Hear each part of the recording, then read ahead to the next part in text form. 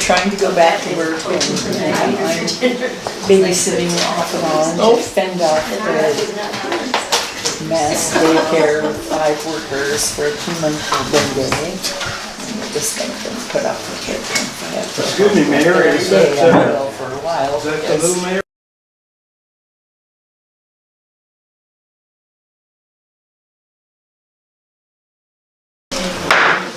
Call a public hearing to order. Resolution 2016-014R, a resolution establishing protocol for euthanizing deer within the town of Hot Springs. It's brought forth by Councilor Whitsett. I'll read what we're talking about. And I'm gonna say tonight, just getting started, that we're still in the discussion phase. There will be no action on this tonight. So, but we're looking for public comment. So, this is be a resolution establishing protocol for euthanizing deer within the town. Because of the time and distance involved in getting a tribal wildlife officer here to dispatch a wounded or dying animal, this resolution would allow, within the specified limitations, a tribal member from the local community to use a firearm to humanely euthanize injured deer within our town boundaries. So now it's open for public comment or discussion. Anyone have any comment or discussion? We're gathering information on this. Yes, Janelle? I didn't realize this was on the agenda, but I'll just give my quick experience of about 10 days ago. There was a young buck at the Twanda about noon on a Friday with a broken leg, and it was obvious it had just been injured. And I couldn't get any help. We went to Darwin, and I thought it was handled. And he's the only one that I understand in Hot Springs that has the ability to shoot a deer, and liability they wouldn't do it. But what I found is crazy is that any tribal member, man, woman, child, as long as they're tribal, can shoot a deer with a crossbow or a bow. So they could be drunk on their butt and drag them out of the bar and stick a bow in their hand and they could shoot it. And to me that is way more dangerous than a law officer that has the ability to shoot a deer. So And that was kind of my thought. One of the lines, I guess, what I thought when I read this, when Mary brought it up, that was my thought, is what we need to do is work a little bit with tribal fish and game, with the local law enforcement too, as maybe have a list of tribal members, and back to it, has to be tribal members of this tribe. It can't be outside the tribe. This tribe only recognizes members of this tribe for this. But even when the local officers could shoot it, if we had a tribal member there that could, use the animal, so it's not just being disposed of. But that would be working with fish and game a little closer that way. But your animal, Darwin, went and looked, and where it was at, he didn't feel it was safe to shoot it, so he had to wait a while before he could deal with it. he didn't do anything, and then the deer was gone. I went driving around with Jay O'Benick. I mean, what a wild experience, looking for a crossbow or a bow. Because he was willing to shoot it, and I trusted that he would know as a hunter. But anyway, I'm just saying, as I had a first-hand experience, and it was very frustrating. And there's a lot of other stories, I'm sure. Okay. Well, before we move on, I would just like to say that, it's totally just up for, because it was kind of crossed my mind because of Janelle's and others where I have called tribal wildlife, and with the fawn with the broken leg, and they didn't come out, and they said, well, what do you want us to do? Come out and shoot it? And I said, well, that's not my call, so who I talked to first off was Pablo Espinosa with Tribal Wildlife, and I understand that any kind of government form like the tribes or any government is not just, is probably going to have the various departments have a discussion within themselves. So it was just a brief comment. It was by no means was it any kind of like a go-ahead. But he said as long as it's a tribal member. And then I talked to one of the members of the Shooters Club, Rick DePose Jr., and because he's conversant with shooting sports and that, and he had some what ifs. What if there was controversy and the person who did it was, said, well, you shouldn't have shot that deer, it could have lived. And then I left a message for Darwin Parker, our local, and he commented that it was a huge liability about shooting of a firearm in town, which I totally can see. I can see there's a lot of ways of looking at it. And then the other option that was mentioned by, again, a member of the shooters. What's it called, Dick? What do they call Gun it? club. What do they call it technically, the shooters, members of that shooting range? The shooting range. The Shooting club. Hot Spring Shooting Range. Hot Spring Shooting Range. But you're a club. Yeah, well, isn't that the name Or of the? club or range. The range is the range, but you have a club. No, A membership, one of the membership of the shooting range offered that next time he's in Ronan, he would pick up and make these crossbows with short arrows, pick it up, donate it to the city so that it would be available, just take the whole thing of the gun off the table. But if they need a crossbow and you have to run around all over town finding one, then this member would donate one to the city. Anyway, so there's lots of discussion and it's no way, I've always wanted. it's just in the, possibly just a thought, and it's something that's maybe worth. If I could say sometimes- something? Yes. I was The tribe is pretty touchy about its deer and elk, etc. And it's my understanding that for one, you can't kill an animal before September that isn't a buck. I mean, so that's something that would have to be straightened out, to understand that you can kill either sex. Then whoever kills it is, under current conditions, responsible for the disposal of it. And the tribe wants to be disposed of in a way that it's consumed.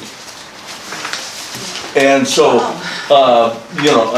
these are just some things that. There's a lot of parameters, and it's Yeah. just not even ready for prime time at all, and so it remains to be seen, but I figured that you have valuable input, so, Well, that's what I know about it. yeah. Anyone else have any public comment on this? We're gonna keep investigating and see what we can do to make it happen a little quicker. I mean, when an animal's injured, you don't want it to lay there for a lot of hours, so we're gonna keep investigating this. So there's no other public comment on this issue? Janelle? So is the proposal, or you're just trying to get information that there would be a list of, say, That was my idea. Just- My idea was to line it up with law enforcement officers, whether it be tribal fish and game, a tribal officer, or even our local officers. But so when someone calls and says, hey, there's a deer that's been hit by a car, it's, laying alongside the road, it's still alive, is they can go there and have the authorization, pre-authorized through tribal fish and game to euthanize it. But also maybe it can be harvested or used, so that if we had a list of tribal members who wanted to come get it, and that I was getting at, they could just go down the list, just call them, hey, we're gonna go shoot a deer, meet me on the corner of North Road and Spring Street, and then you could dispatch it, help them load it in their vehicle, and they can go away with it. That way the animal's not going completely to waste. Some of these get tied up in fences, and they just get their legs broke, so really the meat probably is okay. Some that are hit by cars, sometimes it's not, just depending on how, so. But that was my idea, is still leave it up to law enforcement, so they kind of take that liability out a little bit, but also so the animal gets used too. It's not just shot and taken up in the woods and dumped over a bank. So that was just my idea. So, but like I said, we just need to gather more information. Any other public comment? If not, we'll close the public hearing on resolution 2016-014R.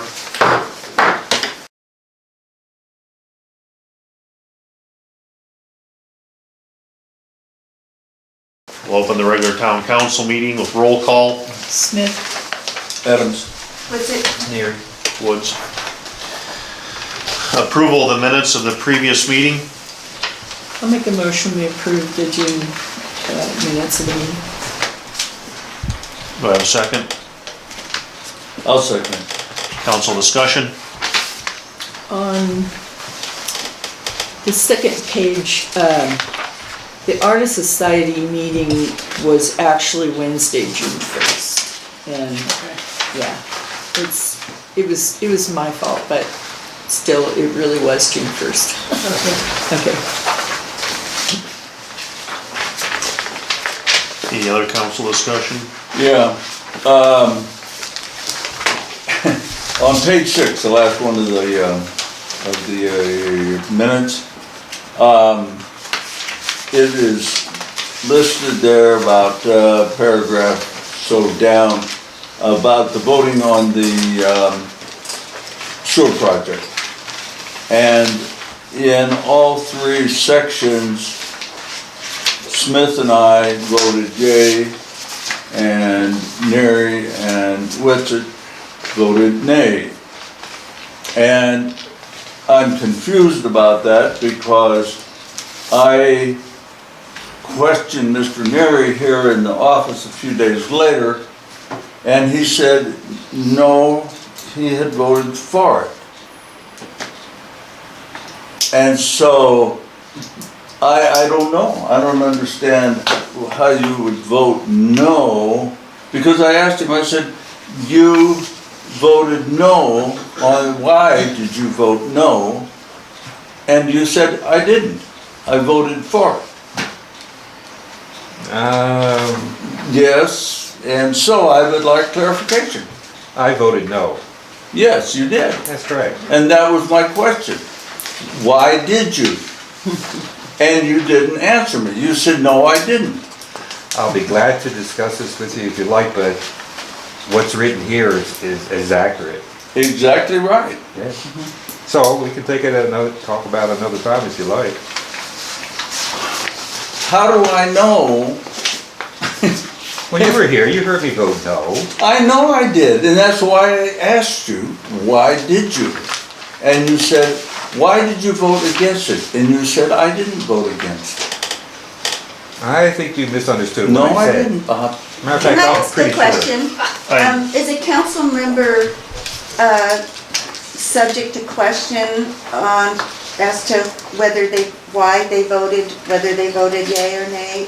Is a council person subject to questioning about the reasoning or the?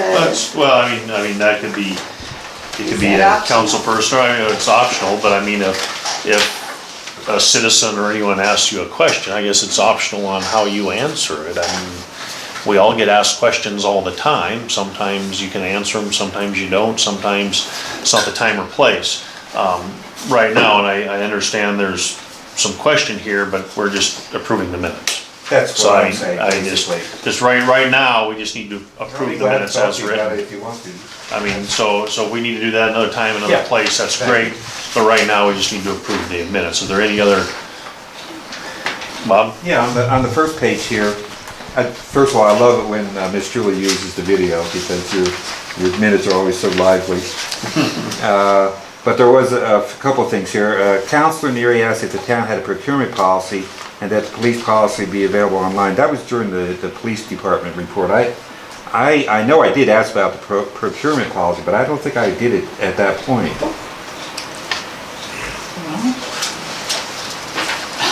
I did that during the council report, during my council report I did. Okay. I'll listen to the video again. Okay. I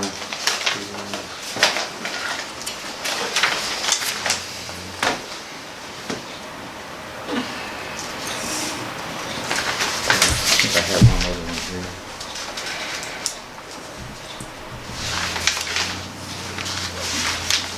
I think that's about it for me in terms of Okay. corrections. Yeah. Anyone else? No other council discussion on the minutes? All in favor, aye? Aye. Aye. Opposed? Motion carried. Financial report? Oh, okay. They are on the table. It is not on there for approval because it is also the end of the year. I gave you a financial report just to kind of show you where all the things, all the funds are. We're in balance with the money in the bank. Everything is in balance and looking good. There will, because June 30th is the end of the fiscal year, and I know there will still be some late library claims and a few other things coming in, so this will not be the final year-end report that'll get approved. I will have another one out, but I wanted you to just see where we're at tentatively at the end of the year. And Bobby, I know you asked about it earlier, and I didn't even Yeah. know I was gonna get to it today. Right. But I I figured did, just like a so preliminary or something like that. Did you get one? I did. Oh. I thought I did. Okay. everything worked but my computer talking to the colored printer, so I printed them on the black laser printer, but Do I have a motion to accept?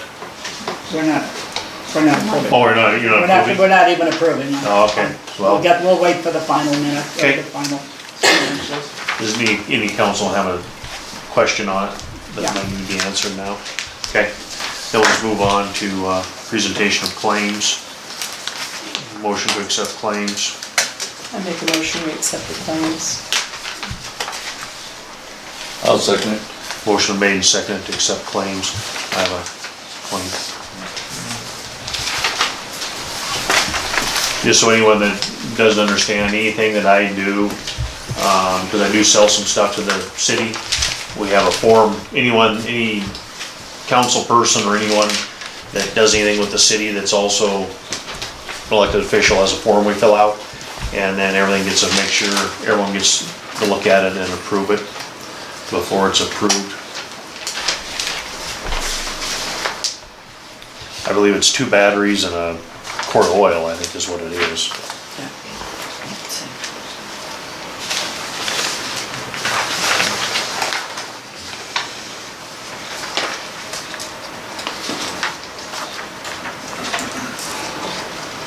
Okay, and then it looks like we have an expense for training expenses for you also.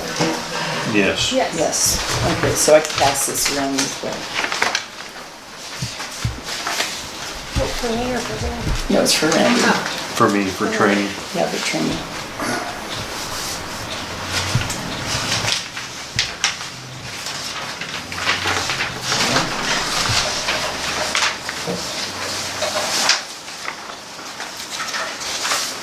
Let's see, there was one on here. Let's ask that.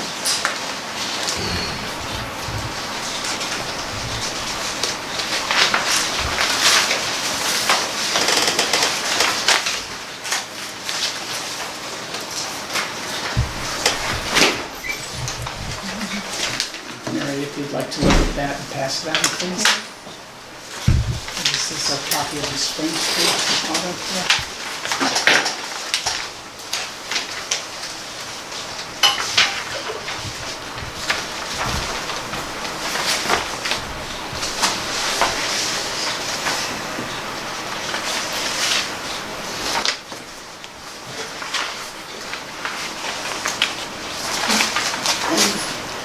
Any question? Yeah, I see there's a fire chief and $500, that's training, is that the training you're talking about? Okay. That's the one going around right now. Oops. Sorry about that. Pleasure's on.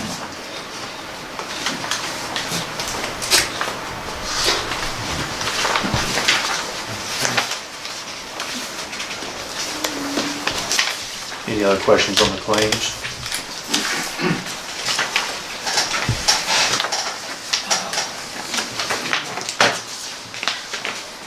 The library purchase with the visas, what is that for?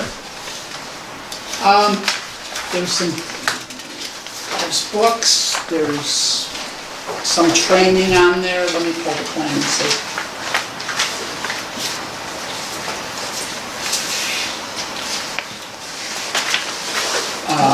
They do what they call patron book orders. And if people want to purchase a book through the library, they pay the library and then the library orders the book for them. So that's that $156.92. You don't have that. $156.92 of that claim is patron book orders, where people have given the library money and ordered books. The library's then gotten the books. Then there was $92.98 for books for the library to put in circulation, and $33.02 for DVDs for the tell the story? Yeah. Okay. I think there might have been 2 claims for the library on the bee, so there might have been one from earlier. There's one for $439.94 Okay. and one for $282.92. Okay, I've got that one here.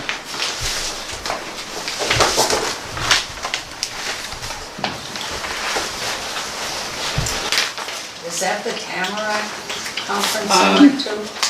I am looking actually.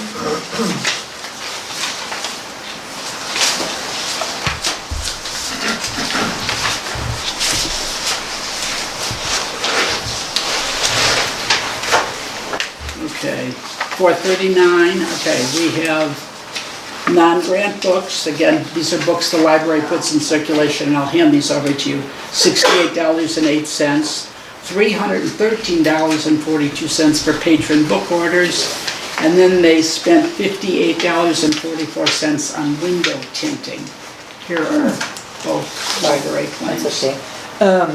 And then this E-rate thing, it's a Okay. Kendrick Group LLC. E-rate is a grant that the library applies for, and what it does is it helps them pay for their internet service. Okay, So they usually have to hire a consultant to help them go through Yes, the, because if you don't report properly and exactly the way they want it, then you lose your funding. okay, and that's, it has a And we fee we had attached. a consultant in the yeah, they don't past. just help you for free. They help you Yeah. take some of your grant money. No, but it's a real complicated reporting thing that they're asking for. But the benefit is the internet service, All right. the funding for it. And what is the Northrop Grumman Northrop Grumman. Systems VersaProbe? That's Those are the first- guns that we read the Oh, water okay. meters with. One of them went down on us last month, so we had to send it in and get it repaired. Okay, A new one was 4,000 for the new one? 3,500 or 4,500 for a new one, so we opted to have them repair and put a new battery in the old one for the $600. yeah. that's We a figured we good could one. always order a new one if we needed to. Yes. How long did the old one last? 3, just the length of the warranty, about 3 years, 4 years? Yeah, it was just, and that one actually's been rebuilt before. Yeah. And they give you a warranty, and it was like 6 months out of the warranty period and it started. Yeah. And the first thing that fails is the battery. So you go out to read, they go in and maybe get 10 read pads done, the battery's dead. When the thing comes back brand new, they can read all day. So it's, But that is the same, the first VersaProbe that we bought in 2004. No. So we're getting a lot of life out of Light it. out, yeah, no, that sounds good. I think they also updated a memory card in it, Yeah. because it was a couple hundred more than Yeah. normal. Normally it's around 400 to have them done. Did you want to see the one for Kendrick?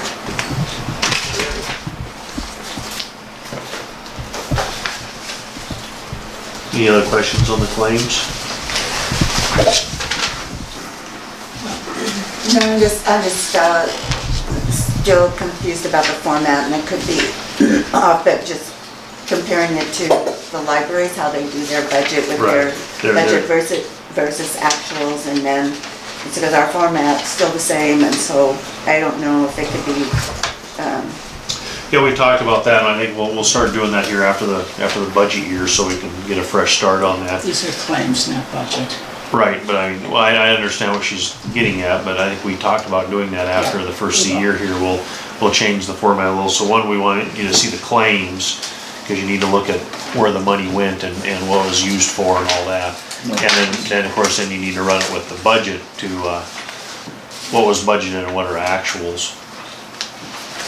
okay, because at the budget training, they gave us these, a sample budget from a larger town for the accounting period of, well, it's of a month.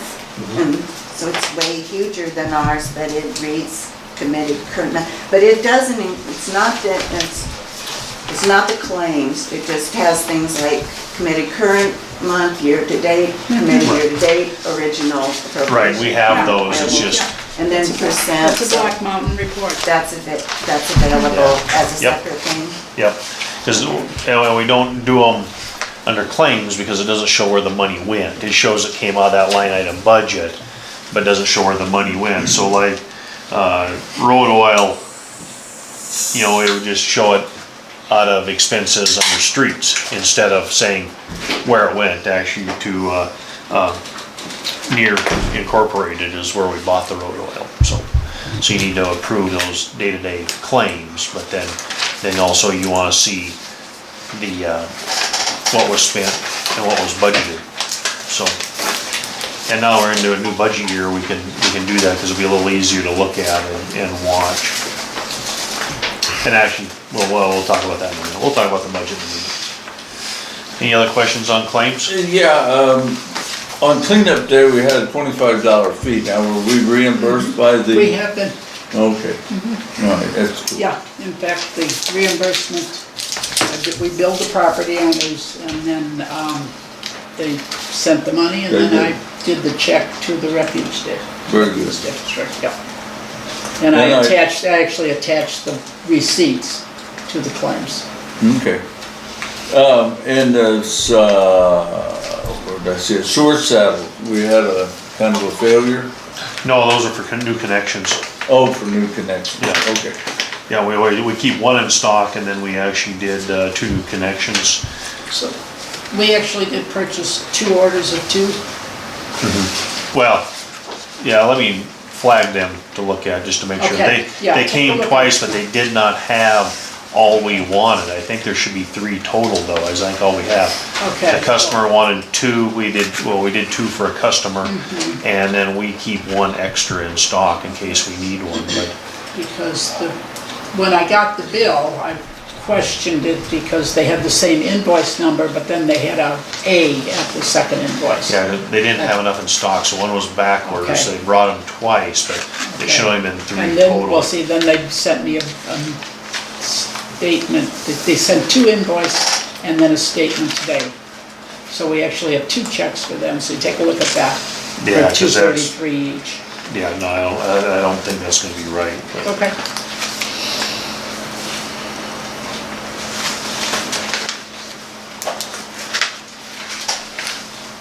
Any other questions on the claims?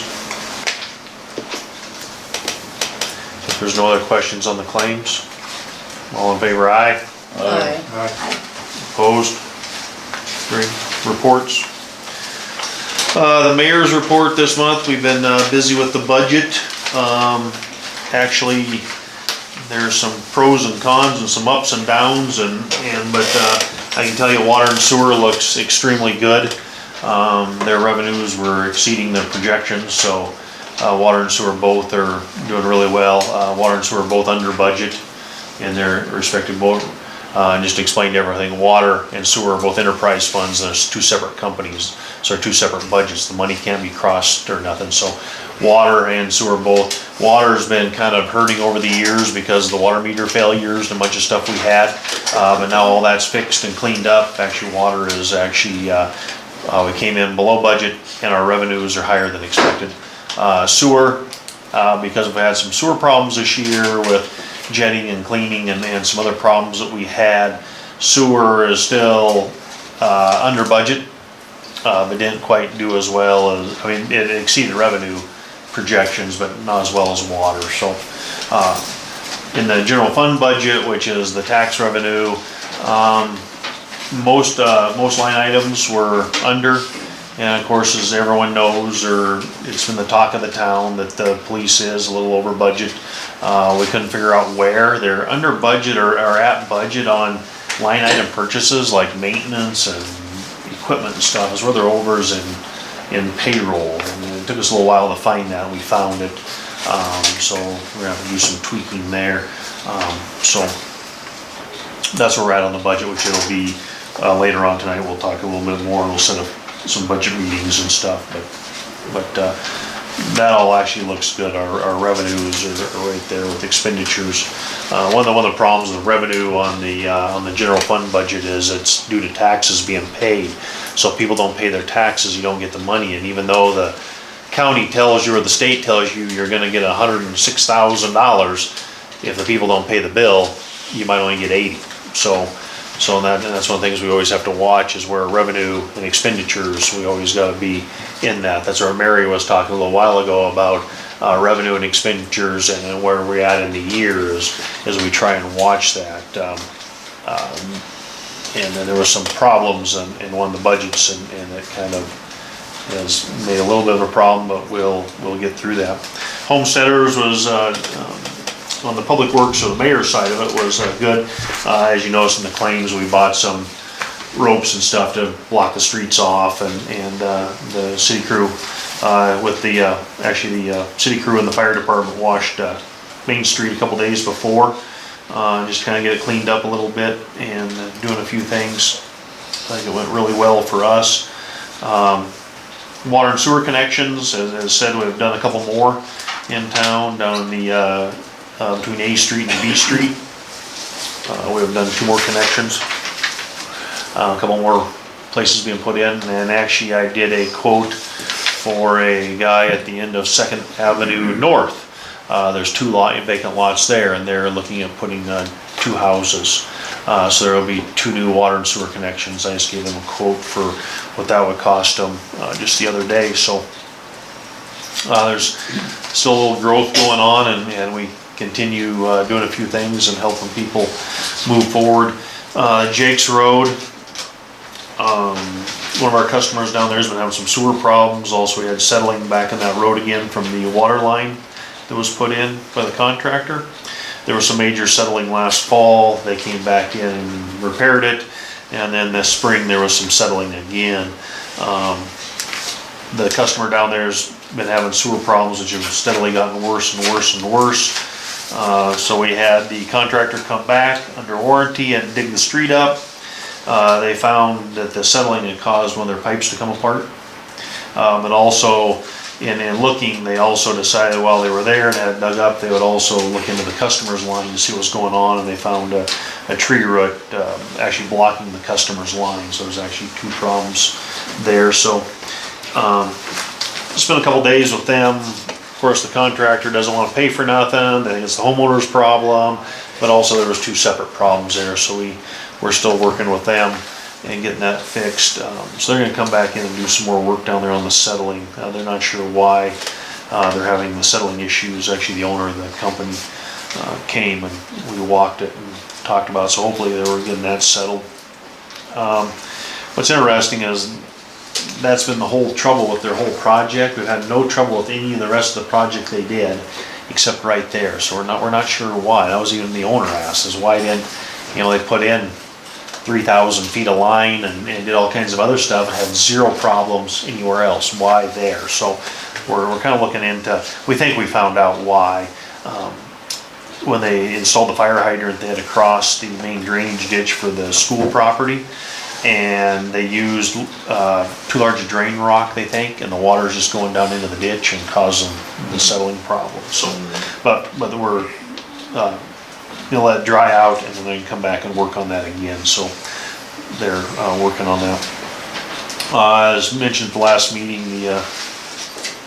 that's more on the Public Works, I guess, but they removed the U-turn sign in David Roniger's. Public Works has been busy with sewer and water, doing connections and that type of stuff. Cleaning the lift station, as you saw in the claims that M&T Septic came, we pumped the lift station down and then had them come in and pump it out. Backed all that ragging and stuff, the debris that gets flushed down the toilets was actually blocking the pipes. We were starting to have trouble almost daily with the pumps. So we brought it down, had them come suck it out, and got quite a bit of that debris out of there. They've been grading and working on streets. LHC is doing a construction project on 382 and they gave us some asphalt millings. We're using them in some different spots. Kind of keeps the dust down and hopefully they'll stay. It's taking a little bit of work to get them laid properly. You need a lot of them to lay them right, and we didn't get that many, so. Mowing, weed eating, they're out doing what they can. They've been pretty busy. Fire departments had 2 fires, 1 car crash, and the ambulance did about 24 calls for the last month. So, Can I ask, we gonna get any, dust control stuff for this here? I haven't talked to the county yet about that. They're out doing it a little bit, and I just haven't had a chance to talk to them. I don't know how last year they came in and did it, and then it rained the next day, and we lost what we did, and so we'll see if we can hit that again and see what we can do with them. That was kind of a cooperative effort between us and the county, and let me make a note.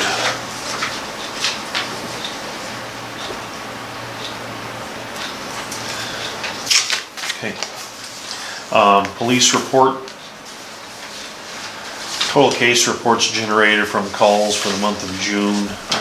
10 traffic stops, 1 accident, 1 DUI, 1 burglary, 2 assaults, both resulting in arrests, 1 drug, which resulted in 2 arrests, 2 animal complaints, 11 miscellaneous, and 6 for information only. There was a total of 6 arrests. Also, Chief Chad Radabaugh has turned in his resignation to me. His last day will be August 15th. I'm working on some stuff there just to have some ideas that I'm gonna pull together our police commission, and we're gonna discuss some things. A couple things that we'll talk about here in a few minutes under new business. Any question on the police report? Yeah, there was some concern, and I know it was mentioned several times that there be some sort of clearinghouse or public statements, because the rumor mill gets started, and it's a wild one in this town. So I'm just wondering if there was anything that did come out of that where there is at least even a vague statement would be better. I have never went there, but I know Stuart has been trying to put stuff on Facebook. Hot Springs Police Department on Facebook. Oh, okay. I've never went there, so I can't answer. I'm not a Facebook guy. Oh, you should be, Bob. I think you'd be good on it. Randy, at the last meeting, you said you were developing a letter to send to people regarding the state of some of these investigations, like the 12-year-old girl who was assaulted. Yep. Are you still doing that? Yeah, and then, wasn't, there's been a lot of things in the police department, so I think there's gonna be a lot of things happening here in the next month or so. But there will be. Oh yeah, we're gonna move forward with a lot of things, and we'll talk about that a little bit more under new business here too. Great, thank you. There's a lot of things I think happening here that there's gonna be some changes, so we're moving forward. Sometimes you gotta remember government isn't very speedy. But we are taking a lot of concerns and stuff, and then we're gonna make some changes there, so. Any other questions on the police report? Council?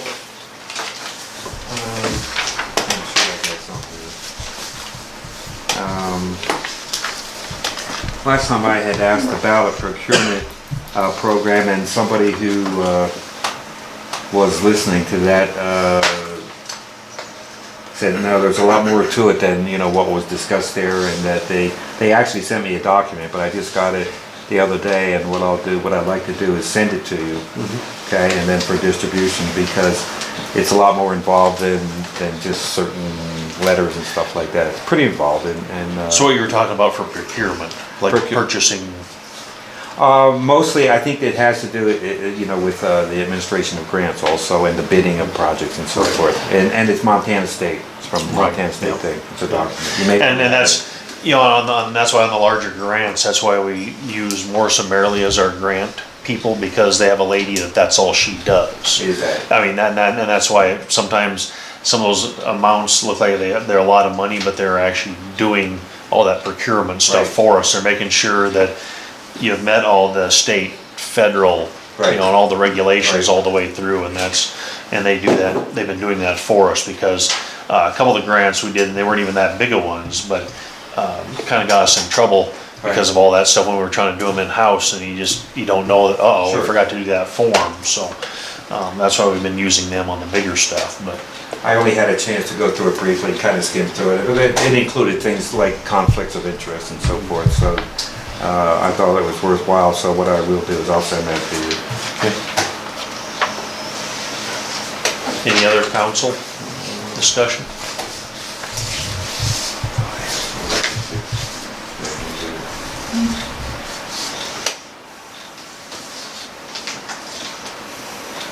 No, that's my, Okay. No other council discussion? Clerk? Oh, On Mary? the police report, if there was an ambulance call, it would show up here? It would show if the police came and assisted on an ambulance call, yeah. Police assist. Yeah, the ambulance did about 24 calls last month, but only if the police came for a reason, where they needed, maybe the ambulance crew needed help lifting, or maybe the police went there first and found that the person needed an ambulance, didn't really need the police, they needed an ambulance. That would be on there that way. Yeah, that's what we usually say on my personal favorite source, Clear Country Classic Radio. An ambulance was called, but the person was not transported, and when they report theft, burglary of a tailgate, burglary of an air compressor, it's just much more interesting. Then you kind of know, how hard are they aiming?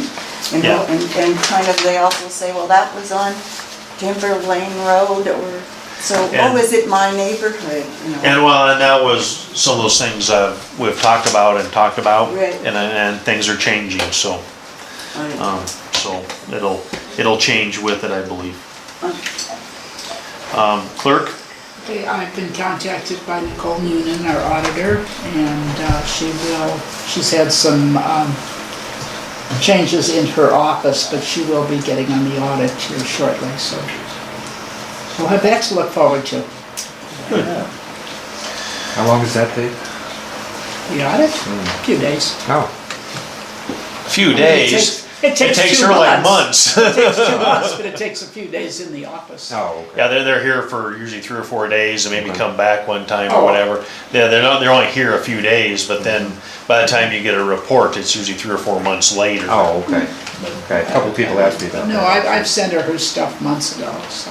Yeah, she has a list of stuff you send to her prior, then they come in-house and say, okay, I want you to pull this claim, this claim, this claim, and then we, all employees get interviewed. Everyone gets talked to about, they had some set questions they asked, some different things, so there's a little bit to it, but it does take a few days when she's here. You ready? You're up. Okay, did you guys get a copy of the report, or? Okay, Did I? did they? No, I did Oh, not. all right, okay, then I'll cover it, okay. And I always like to go with the numbers first. We only had 5 new patrons, but we had 621 walk-ins and 314 computer users, and the wireless users were 35, but that's not an accurate count because a lot of people, when the library's closed, they'll go sit and park in front and use the Wi-Fi. You know? No, but we just like to let council know it does happen. You know, a donation from We're-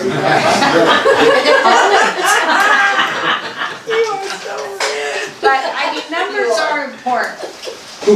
Sierra's been really good with, even though she's been really busy with the city public works, she has been getting stuff done around the library, and she has other things on her list. We're tinting the one windows so they won't, the sun doesn't come in and mess with the computers and stuff.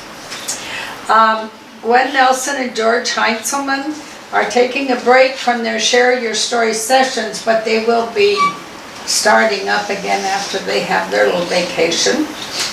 All 6 of the computers that were returned from the burglary have been restored. fiber and service, and we're considering using the sixth one, which is a touch screen, at a station dedicated for public services videos, which, like about the CDs, which would be share your story, and then the public meeting videos. Kim is working with Julie on closing out the 2015-16 fiscal year, and we have submitted the 2016-17 budget. Has been submitted, they'll be working on it. But like Randy said, our main source of revenue too is taxes, so we guesstimate is the best we can do. And then, the interlocal agreement is on file. Between the interlocal Town of Hot Springs, County of Sanders to cooperate in the provision of library services to the residents of School District 14J is on record with Sanders County as an executed contract. And they edited it, correcting it from 5 million to 500,000 in the coverage. So everybody say yay. Yay. What was that, over a year of working with that? Year, I was thinking about 2. And then our July meeting will be the 13th. We meet the second Wednesday of the month. And then does town council, have you got anything you want to share with us, want us to do, be aware of, not do? How much did you make at your breakfast? I made more than I have before. For just the breakfast? Oh shoot, You want me to look it up there? 500 and something. No? That's good. I mean, it's the most I've made at a breakfast. Oh, good. Good. And you know, fall is coming up. So you're already planning your fall? Annual fundraiser. Yeah, but I'm trying to think, it was 500 and something. Okay, good. And I think the most before was 465, but that was with Indian tacos, not a breakfast. I think the previous breakfast, it was only like 365. So we really, really had good support. Good. And of course, I ran out of food again. That's why I go early. Yeah. I gotta Any find questions for the dinner. library from anybody? Okay. And just as an aside comment too, like listening to something about training, you know, we get Tamarack grant funds, and part of that is mandatory that Kim, or the librarian, and one board member attend their little training session. And of course, you know, we pay for it, but it comes out of the Tamarack grant funds. But it goes through the city out of our budget. So, but it's grant funds that pay for it. Anything else? Unless anyone has a question for you. No one's raising their hand, so I guess you can go home. Thank you. Thank you for coming. Planning board? Nothing? Zoning compliance officer? Nothing? Parks and Recreation Board? Janelle? We haven't met and I haven't called anybody, so Okay. anybody that wants to spank me, go for it. Ooh. That's dicey. Huh? Next meeting. Be a little careful about that one. I'm gonna turn red. Chamber of Commerce, Artist Society, Museum, Leslie?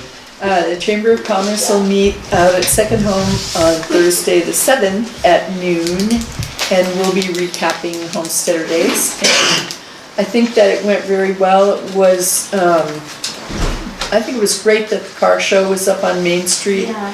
It made it a lot more viable, and lots more people were out there, and the Hudson group there that owned all those vintage Hudsons, that was a real fun exhibit. And I think the music went well, the weather went well, we didn't have any accidents, we didn't have anybody run over their mother, or anything strange, so, as far as, the chamber actually did a booth down at the rodeo grounds, and we sold snow cones and popcorn, and, I think we made about, grossed about $700, but there'll be some expenses out of that. How much you had to go to, the rodeo? They didn't charge us anything. Oh, didn't they? No, Oh, okay. because we lost the income from Right. doing the Sanders County Fair concession, so we're still about $1,200 under from our usual fundraising, but we'll come up with another fundraiser to try to bridge that gap. And then, let's see, the Artist Society is actually Wednesday, tomorrow, the 6th, at Wall Street Place. And we'll be discussing the juried art show, and the reception, and the upcoming children's summer camp that's gonna be over, combined with community awareness group the first week of August, I believe. Might be the second. Second week of August, yeah. Okay. It's at 7 PM at the Wall Street Place. And museum, I don't know, they were pretty lively this month. They had the museum open during the Homesteader Days, all 3 days, Friday, Saturday, and Sunday. And they did fund the Homesteader reunion meal. That was $300, and it was well attended, and Lee Herman was our Grand Marshal and also our honored Homesteader descendant. And so I thought it went really well. Good. You just gotta keep it going, so you get far enough into it, I can go. Yeah, there you go. Okay? Grand Marshals. Yeah. Yeah. 4th generation Grand Marshal, or 3rd generation. Last man standing. Any communications or public comment on agenda items? Now we're moving into old business. I have a few questions. You said that the police budget was over on payroll? This is just public comment. Oh, I'm not gonna answer any, we'll talk about Okay. that later on. okay. This is on agenda items, so if you wanna talk about anything on the encroachment permit for Maura Williams. Oh, stuff below, it's not about the stuff about. Right, and we'll discuss that stuff when it gets there, and actually, I'm not gonna get too detailed in the budget, because we will have a budget meeting for everyone to ask, but on that, anything else, Abby? Well, I guess I have a lot of questions, I'll wait till it's my chance to ask those. Okay. We'll let Maura hand out her, here, we'll pass it down. Bob in there, okay. Okay, so the first one is, and the second one, as Leslie pointed out, you need a map, you need some kind of drawing. So, what I want to point out on the top one, the map part is, you can see, this is really dark green where it says wet floodplain. That's the part where there's a really high water table. The actual flooding area is bigger. I've hinted at it, I don't know exactly where it is, but. The second one, you can see there's 101 feet of the main fence, and it looks like the shortest thing, but that's because, notice the squiggles. I mean, this thing could not be to scale in that way, but 1 inch equals, let's see, a quarter inch equals a foot. Which one are you on? Looking down, and it looks funny, this thing should be like down here, you know, to be, I mean, I should have like 4 of these stuck together to really do it to scale. So, anyway, it's really simple. I mean, it's basically 10 feet from the pin to the main fence. So fence, 9 foot 10 inches versus 10 foot 10 inches.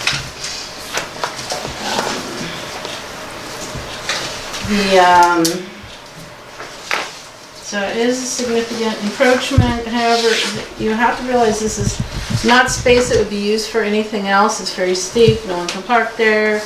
It's a safety feature to have a fence in several ways. Okay, any questions on either of these before we go on? Go ahead. Okay. All right, the next one is some code, chapter 12.12. It regards signs and encroachments. At the bottom, you'll see 12.12.050, the remedy for offense in the right-of-way. In the event that an encroachment upon the town right-of-way is found to exist, the property owner will be sent a letter and an encroachment permit. Well, I think maybe an application for one. Anyway, I guess, no, you just sent the encroachment permit. In agreement, in the event that a property owner refuses to sign the permit or to enter into an encroachment agreement with the town may begin legal action and have the encroachment removed at the property owner's expense. Well, that's not what happened in my case. And somewhere in here, you have a sequence of events, several pages back, that kind of just goes on and on. I don't want to dwell on it, but this has been going on for almost 3 months now, and there have been many proposals for remedy, and certainly wasn't simple. So, next there's a couple of pages, talks about just the overall nature of the project, which Jerry already explained, I explained last month. The bottom line here is that if the fence was placed in the floodplain, which is the only other place it could be placed, that's a problem. You do not put riparian fences anywhere near, and this is just a city lot, not, up in on a ranch, anywhere near the stream. So, anywhere, that was my only alternative, is to put it in the floodplain. And, that's a bad idea. $200 check. On the form, it asked for a couple $100. Was it 200, 250? I don't remember. But anyway, I made a variance application, just kind of free form, and some of this kind of paperwork and some others that I presented before. Put a check with it, and it was at the top of the form. The check was returned to you. Yeah, I got the check back. It was returned to you Of course. because it was not the Sure. proper. So then it was decided, okay, we're not gonna go that way, let's do the Because I don't remember that being on the form, so that's why I was, encroachment. that's So what then I I was wrote questioning an that. encroachment proposal, and turned that, yes. And you did complete an encroachment form?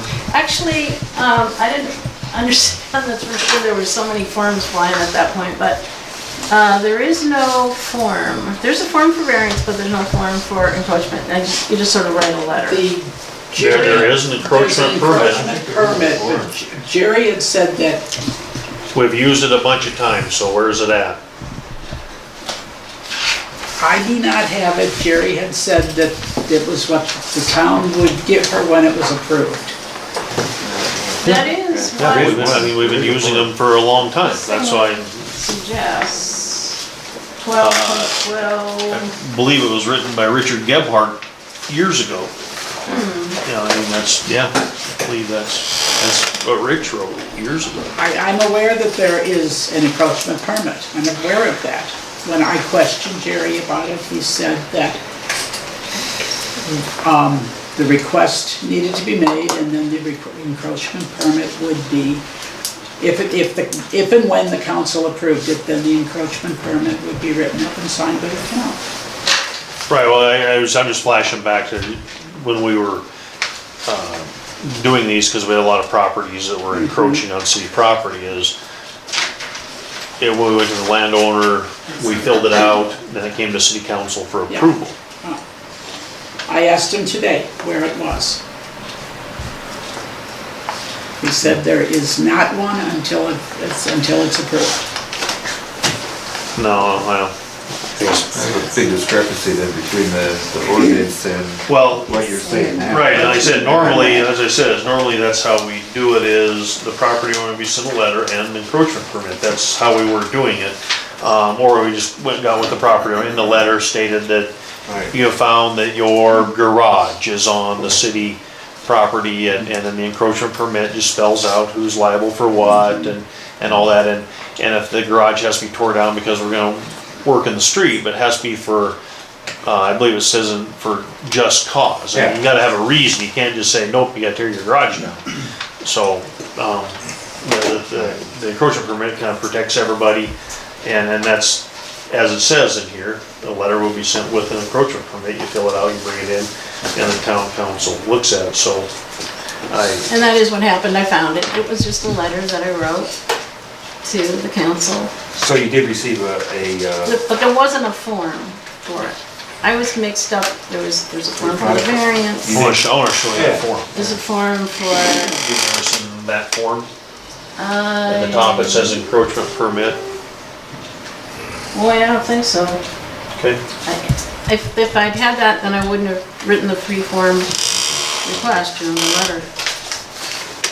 Am I correct in that no encroachment permit was filed, filled out, approved, any of that sort of thing? Yeah, well, what we're getting at is she was never given one. I was told there wasn't one, which She I was guess told if she you can't wasn't. find it, then. There wasn't one. So it's a he says, she says. Yes. Well, if you look at the sequence of events list, it goes on and on. And the other thing that's clear in this is that,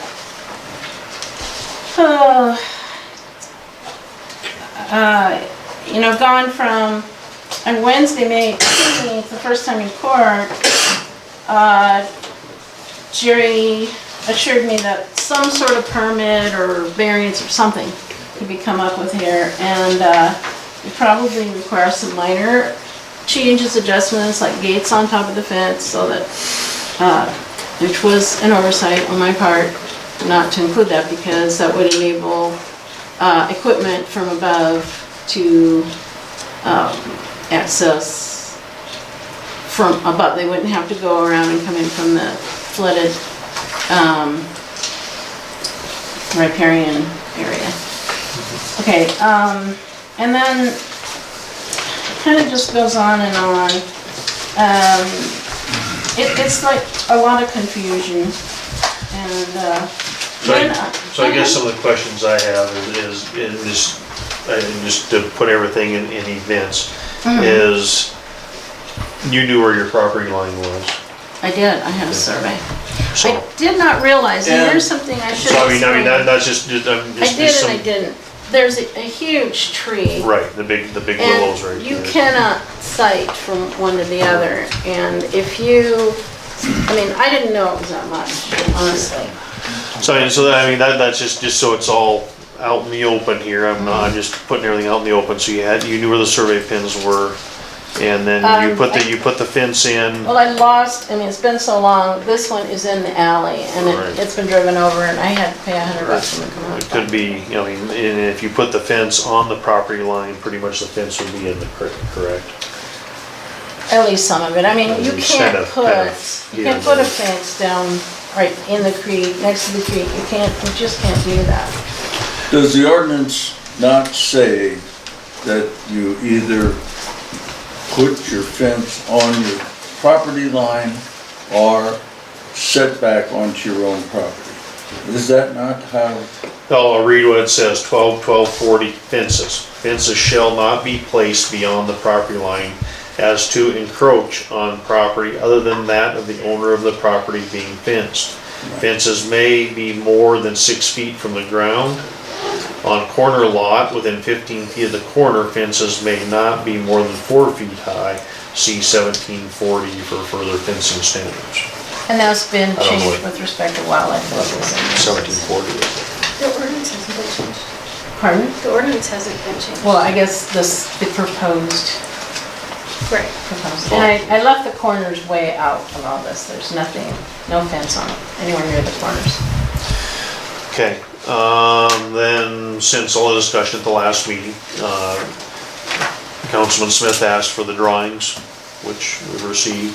Also, the zoning compliance officer, Jerry Canos, contacted FEMA on the floodplain notes for fences and privacy walls. The council. Did you get a copy of that? I did not, Oh, here, you can have Okay. mine. thank you.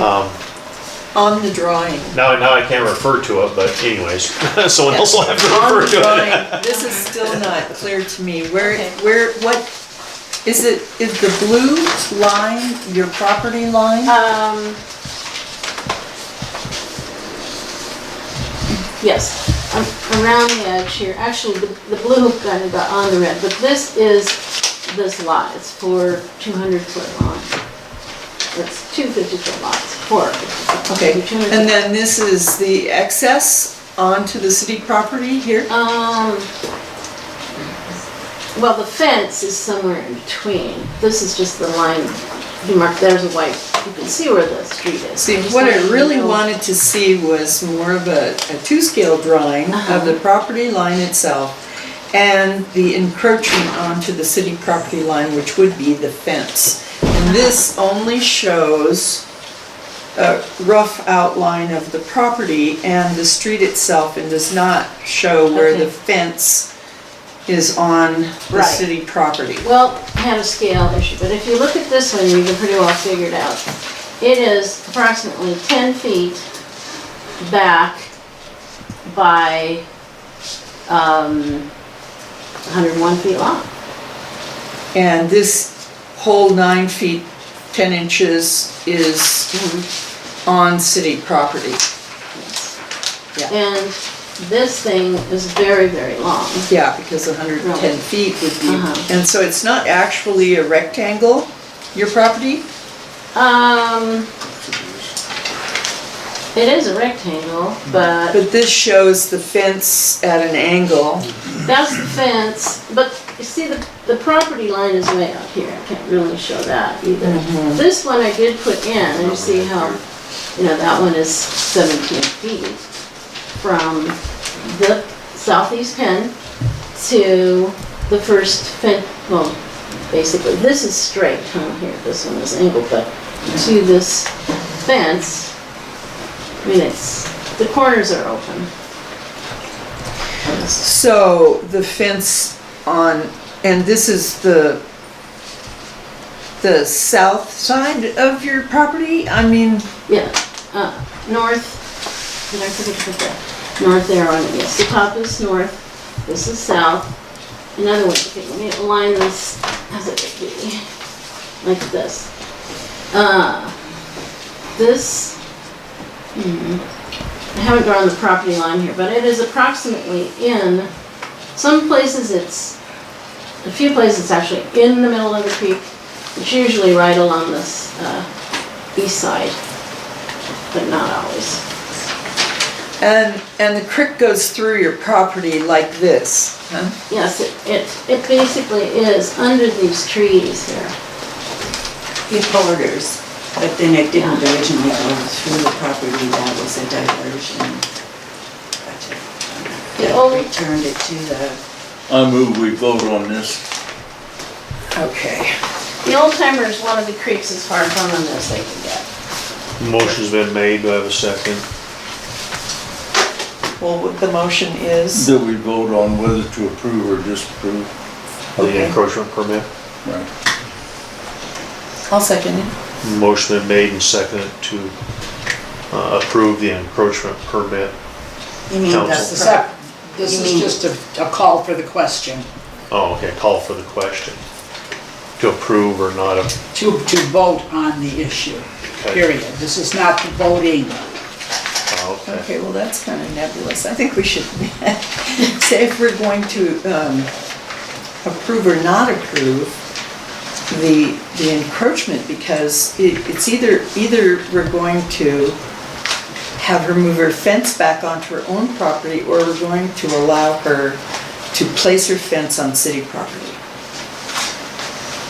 Was that I'll clear? amend my motion Okay.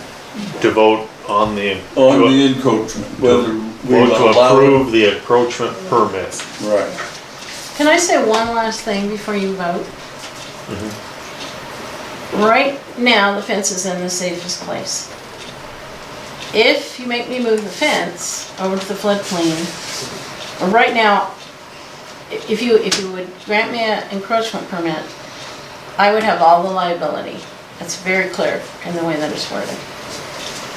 If you make me move the fence, then if it should get all tangled up in a flood someday, it's not my liability anymore because of the way that this is unfolded.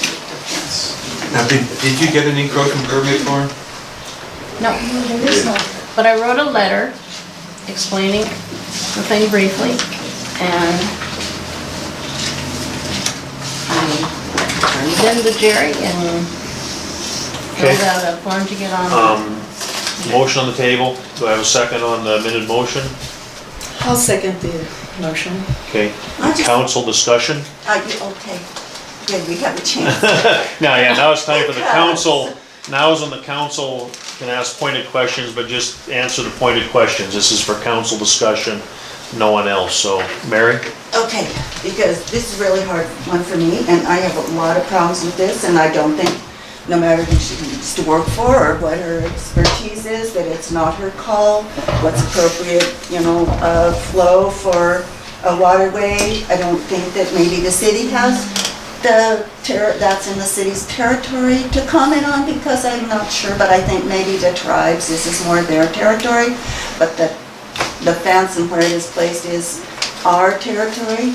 And so, what she claims about it could, save, could be protective of a car going into the ditch, or that it could cause debris to hang up in case it was on her property. I don't know, a lot of stuff is built in the floodplain here. I'm really upset that,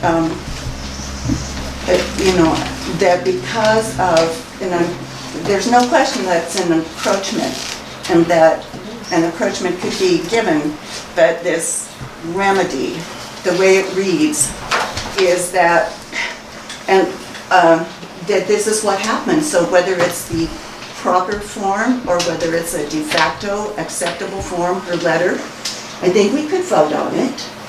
And I would just like to say, also that I'm sorry about the drama around this. And I think it's a really bad introduction to the way the ducks line up in this town, not to mention the last council meeting, where every single meeting a member of the planning board was here, with the exception of one. We had high drama, and I'm sorry about that. And I would also like to mention that Paul Stelter, at least 3 or 4 times, said, it's not proper, this is not proper, this is not proper, and not proper. Okay, well, if we're going to talk about not proper, I think that's almost synonymous with, is it legal or not? And if this is ordinance, this is law.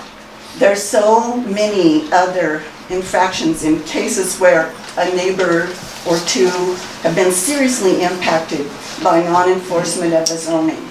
I don't want to vote the way I'm going to vote, but I feel forced to do it. I feel forced to do it. So that's my comment. I'm not happy either way, so I'm done. Mr. Neary? Yes, I'd like to know if the council decides that they don't want to grant an encroachment permit, what then would happen in terms of time? Would that call for this person to have to remove these things? And in what time frame are we talking about? Well, I don't know if there's anything in here, but I would sure hope we would give her plenty of time. My minimum would be 30 days, but I mean, you might even give like 60 days. I'm not sure. Well, I was thinking more like maybe a year and a half, 2 years. Oh, we're gonna go to Hot Springs time. And my reason for saying that is basically, I know somebody on Charlotte Street who came to the council and you know, the council made a determination there. And it's been a year and a half, almost 2 years now. And the council made a determination, but there's been no action on that. And so I'm just wondering, you know, why? That's not true. There was an action taken on that. We granted, he came, he tore his old fence down. He came and asked for an encroachment of approximately 3 feet, and it was granted. And there were numerous complaints after that, weren't there? I don't know, Bob, but that's what the town did. That's what we did. That was one of the property owners. That's correct. And basically what happened is the encroachment that was granted here was vetoed, and then this became, and then I was the one that was being, you know, blocked out.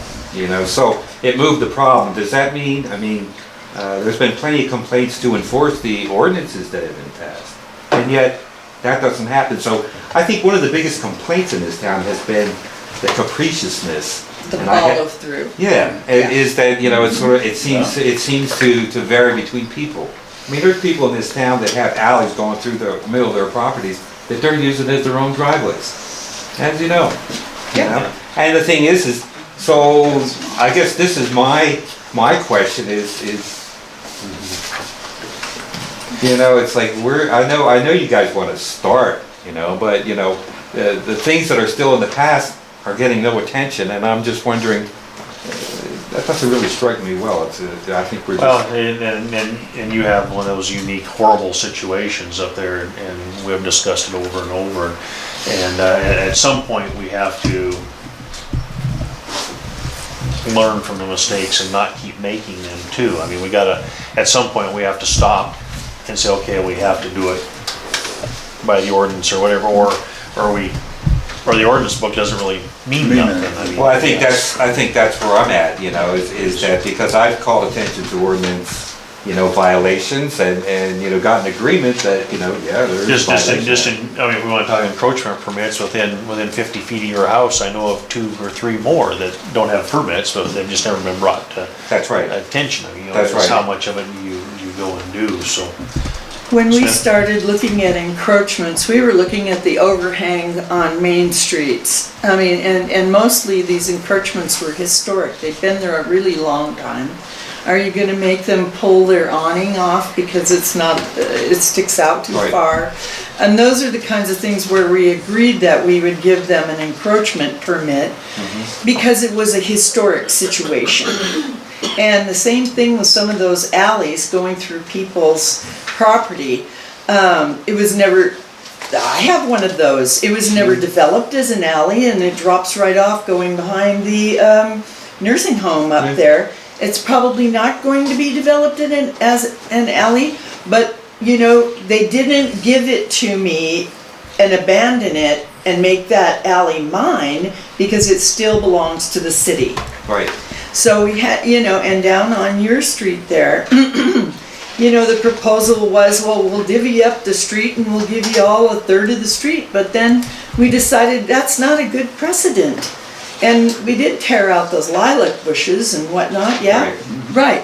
Okay, so, and I think your encroachment is like a pile of wood in the way or something like that. And it's like movable, right? It's not a structure per se. Right. Okay. I'm talking about access to the property. To your property, absolutely. And you have a logical complaint, but you need to be talking to the law department, I think. Well, yeah, I mean, we you should know, follow through. Huh? No, well, one of the things we should we all follow should through. follow through, and it's one of those things. It's not fair to do something for one party and not for the other. Absolutely. But in this case, this is a brand new fence. She knew where her property line was, and I get it that it's the creek complicates the situation. But I still think that 10 feet of city property, we can't give that away. You know, and the encroachment permit, it says that it's kind of almost a temporary situation. It is. Because if she sold her property, then would then be expected to be removed if we did decide that she needed, that we thought she should have an encroachment permit. But she did build the fence and she was aware of her property lines. So, you know, I mean, there are precedents that we set today that the forefathers, when they didn't have good survey equipment and, you know, and all of these laws weren't particularly on the books back in 1928 or 29 when the Main Street was laid out and everything. So, you know, there has to be some remedy for the historic situation and also for the new. It's all very logical, Considerations. I'm just wondering, Yeah. you know, what it is that this person that I know on Charlotte Street has to do, because it's an ongoing thing even now, and we're talking about enforcement of ordinances. Sure. Which have been brought to the attention in writing. Okay, and yet there's no action. Well, there needs to be an action. There was an action, there was a determination, you know, and And it's, it was one of those things that was never followed through, and I agree Yeah. with Bob 100% Yeah, I do on the too. follow through, as it just never was followed through, and when I give those directions to some of the other employees to follow through, and then it gets dropped in the thing until it gets brought up again because there's none of the follow through. You know, the last thing I told you was gonna happen within a week or two, it's been 2 months ago.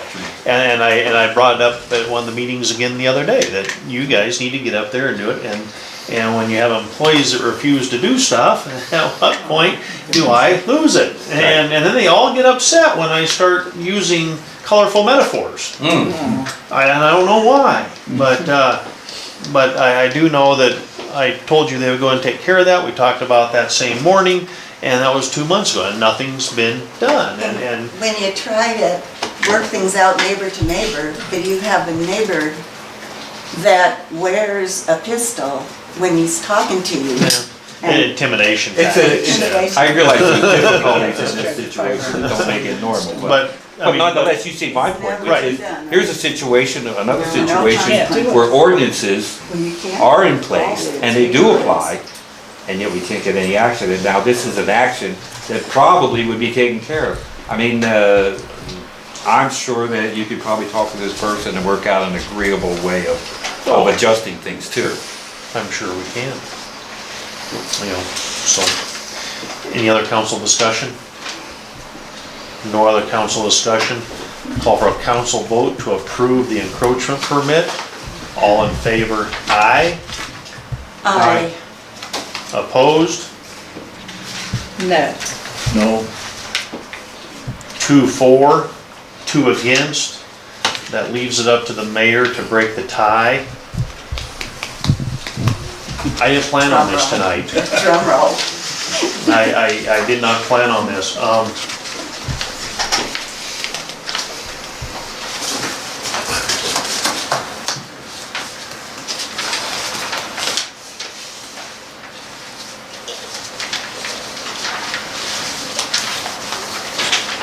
I need a little bit more information. I'm lacking a couple things here for me to make a vote. Want to table the motion? I'll make a motion. Motion been made to table with a tie Second the vote. motion. Second, all in favor of the table? Aye. Aye. Opposed? No. Thank you. Okay. Let's move on.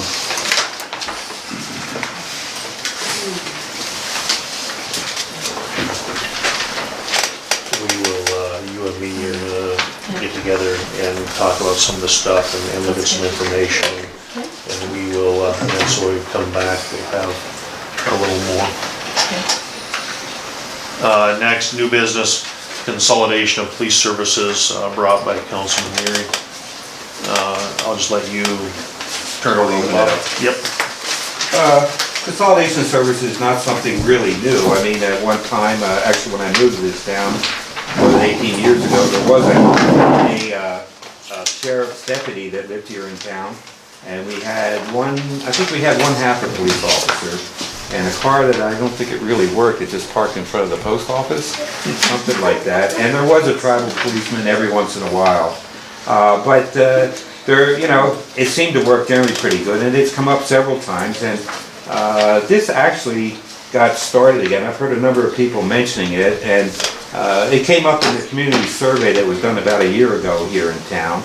And even though the survey does have some flaws, you know, it was one of the things that did come up was a consolidation of services. And you combine that with the feeling on law enforcement in the community. This was done, as I say, about 1 year ago, was almost 50-50 plus and minus, adequate versus inadequate. And I know it's very normal in a town, especially of this size, for the police not to be so popular, but a lot of that is a bunch of hooey a lot of times. But there seems to be a resurgence of people, mostly because in the last few years, the budget has, well actually the budget has almost pretty much doubled in the last 8-10 years. And that, I guess in 2014-15 fiscal year, 53% of our budget here was consumed by police services. And other documents have suggested in recent years, the actual cost, you know, there was the budgeted cost, but then the actual cost was somewhere between $153,000 and $204,000. I've seen both. We do have a budget that's coming up again. I went to the budget meetings last year, and I didn't hear much discussion about ways to, you know, save money or, you know, make an effective use of the services that are available to us.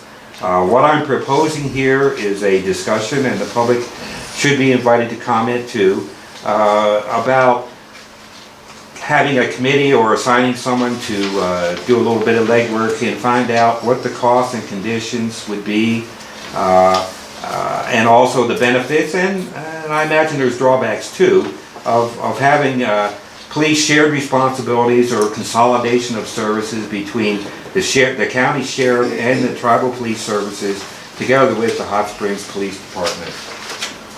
And as I say, basically what I want out of this at the end is a motion to get the actual details for what the, you know, the costs were, the conditions, and some of the benefits and drawbacks, but also to invite the representatives of the Sheriff's Department and Tribal Police, as well as the Town of Hot Springs Police, to present something at the next council meeting that gives us some idea of what the choices are and what we're looking at in terms of money. Okay. And what we would get for that. You sent me this quite a while ago, a couple weeks ago, Bob, and I had the opportunity to have a meeting with the undersheriff on a completely different subject, but I did bring this up to him.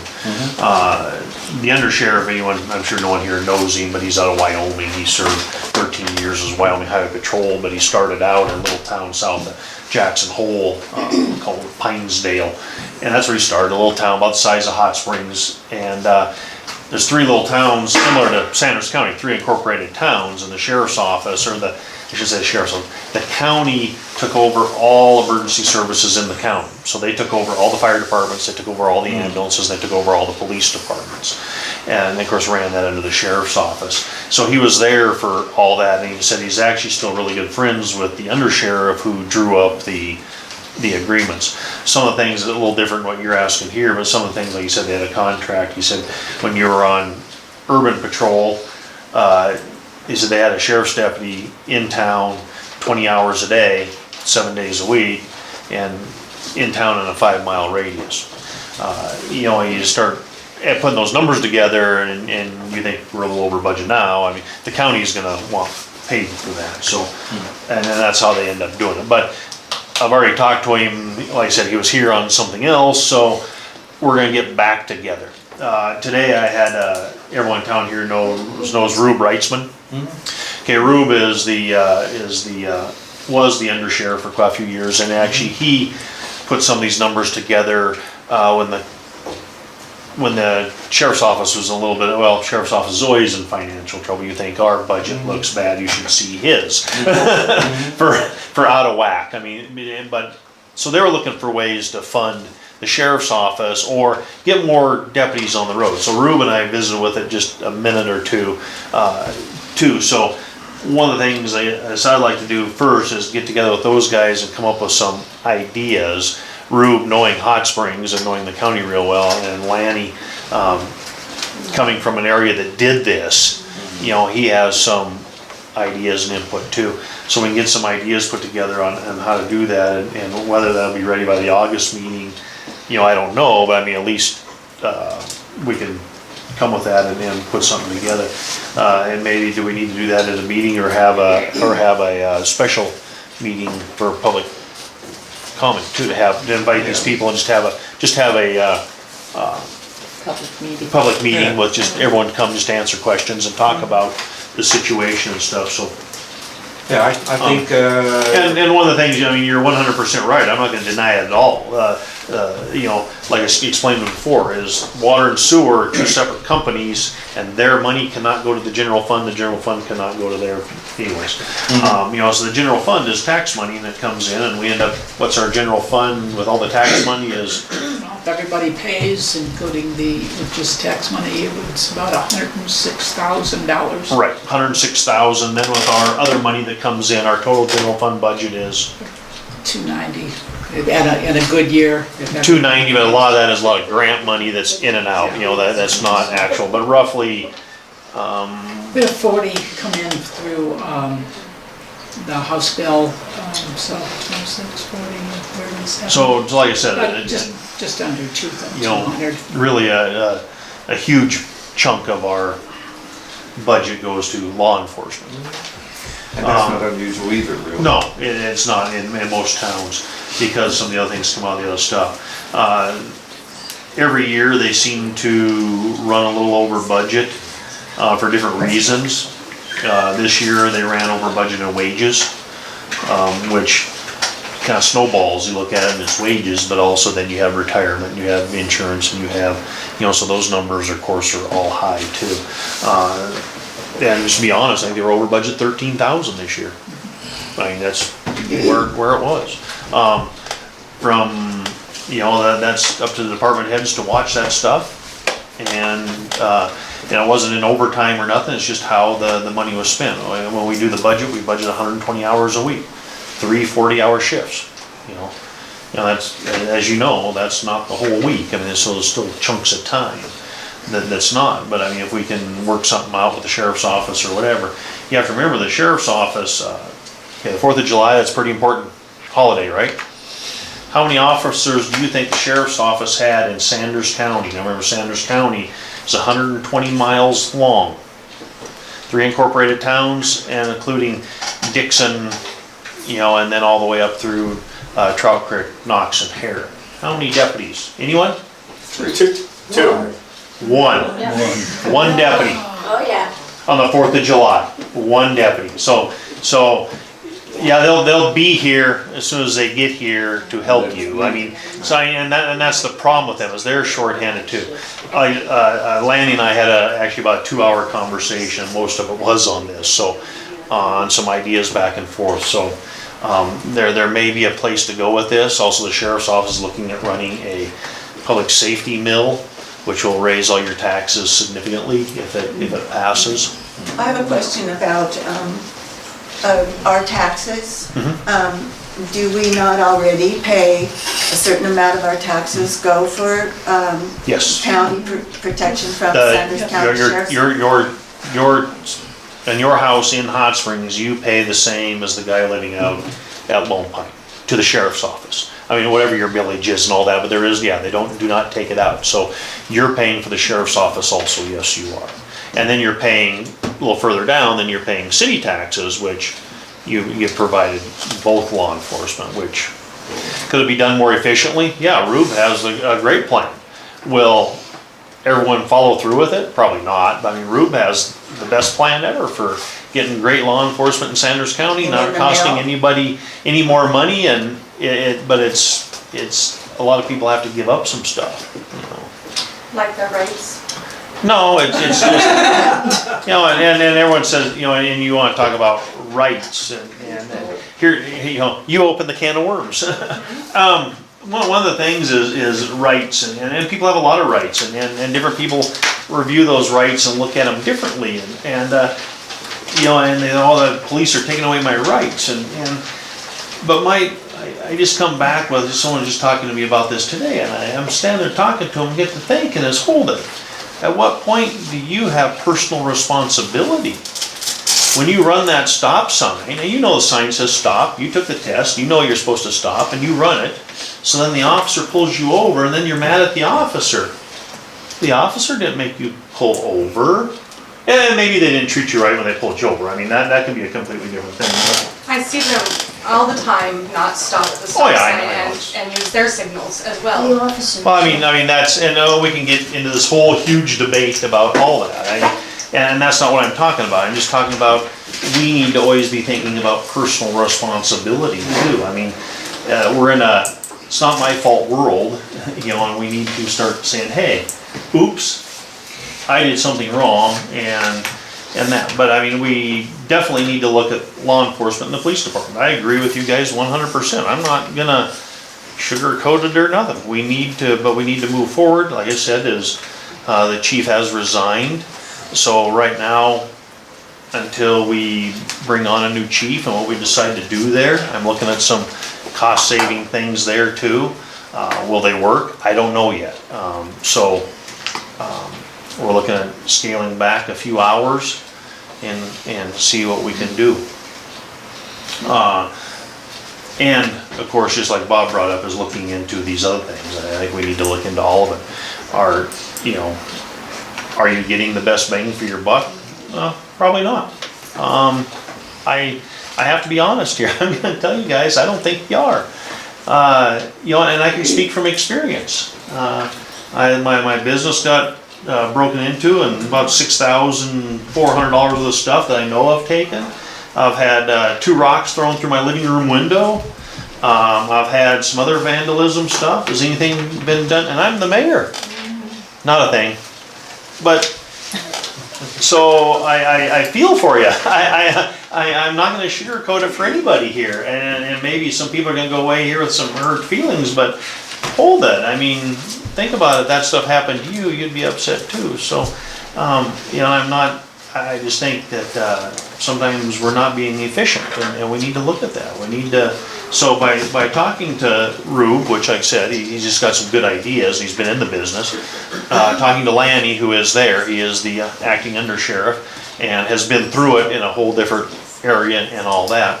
Interestingly enough, he said in Wyoming, you do not pay for county tax, you do not pay for like the county sheriff if you live in town. You pay for the city, but you don't pay for county sheriff. They separate those out. You also pay for county roads, but the county road department don't come do nothing for you. I mean, when you live in town in Montana, and there's probably a lot of other states, you pay for a lot of things, you don't get any of the services at all. I mean, you drive down them or whatever, but I mean, those are just some of those things that you start thinking about as you pay for and maybe never use. It's so. There's a question behind you. Go ahead, finish. Go ahead. I'll take some public comment. This is a question, and it's sort of like a rumor, but it might be true.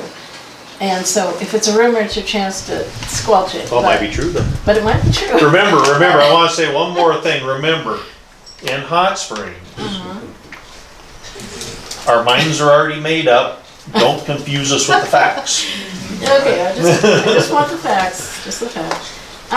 Lots of people believed that the city has no money for enforcement.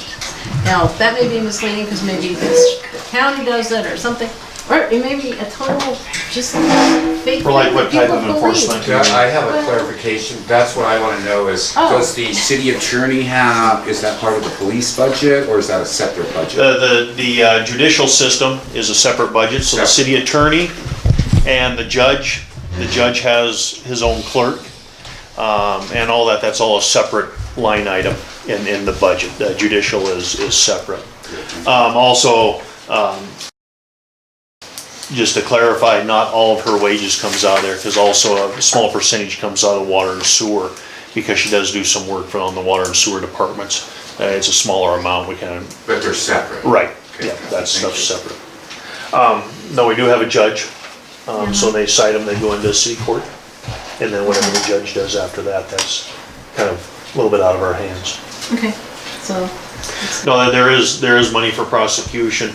Well, one of the things you have to, I think maybe that rumor comes from is one of my analogies I gave one day was a lady with a true mental handicap off her meds, tears up an apartment down here, breaks into a guy's house, broke out his window, goes in, trashes it. Hot Springs Police shows up and arrests her, takes her, we gotta take her to the hospital for a mental health evaluation. Sanders County Mental Health never shows up. Finally, one of them calls on the phone, talks to her a little bit, go ahead and take her to jail, she's fine to go to jail. The Hot Springs officer then, now they've sat at the hospital for quite a while, now they go ahead and take her to the jail. The jail, they go to book her, she freaks out and goes wild in there, they call the officer back, we're not putting her in jail, we're not gonna deal with that. So he ends up calming her down, putting her in a room there just to sit, and got on the phone and started making some phone calls, got some information from her founder doctor. Her doctor's in Polson. He'll see her. So the Hot Springs officer loads her up, takes her to Polson, to the hospital, to see the doctor. Leaves her with the nurses at the nurses station and all that. Here she is, she's here to see the doctor, she agrees to see the doctor. While she's there, she decides, nope, I'm not seeing the doctor, she runs off. Ends up causing some trouble in Polson.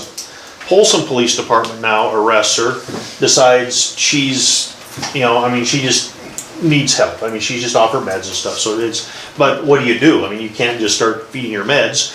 They bought her a hotel room, calmed her down, bought her a hotel room, found a friend in Florence to come get her, but the friend can't come to the next day. So they bought her a hotel room, she stayed, she was fine, made it through the night. The friend picks her up, takes her to Florence. That night in Florence, she's running down one of the streets in Florence naked. At 3 in the morning, Missoula Sheriff's Office picks her up. They took her in, got her evaluated, and by 9, this is at 3 in the morning, at 9 in the morning, she's already in Warm Springs, in Missoula County. Sanders and Lake County, there was no help for her. They got her there, she was only there for not very long, just to get her back medicated and back stable, and she was right back here. I mean, and I don't know what happened to her after that, but I mean, she was just had quit taking them because maybe she didn't have the prescription, maybe she didn't, whatever. She was kind of living out of her vehicle, but they got her fixed within a few weeks. She's back, fine, and all that. Missoula County has the resources, Sanders and Lake don't. And we have an expert in the room, so she's gonna speak now. Well,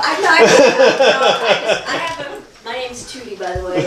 I just have a question. When they did the expansion at the hospital, part of the grant money they got was to have a specialized room for mental health cases, because that was such an issue when I was running the domestic violence program, and for people who were intoxicated need to be, whatever the word is, but so why didn't the hospital accept? And they still don't today. I took someone down for mental health, they were committing suicide, but they were overly intoxicated too. Right. I took them on Sunday, they put him in one of the ICU rooms.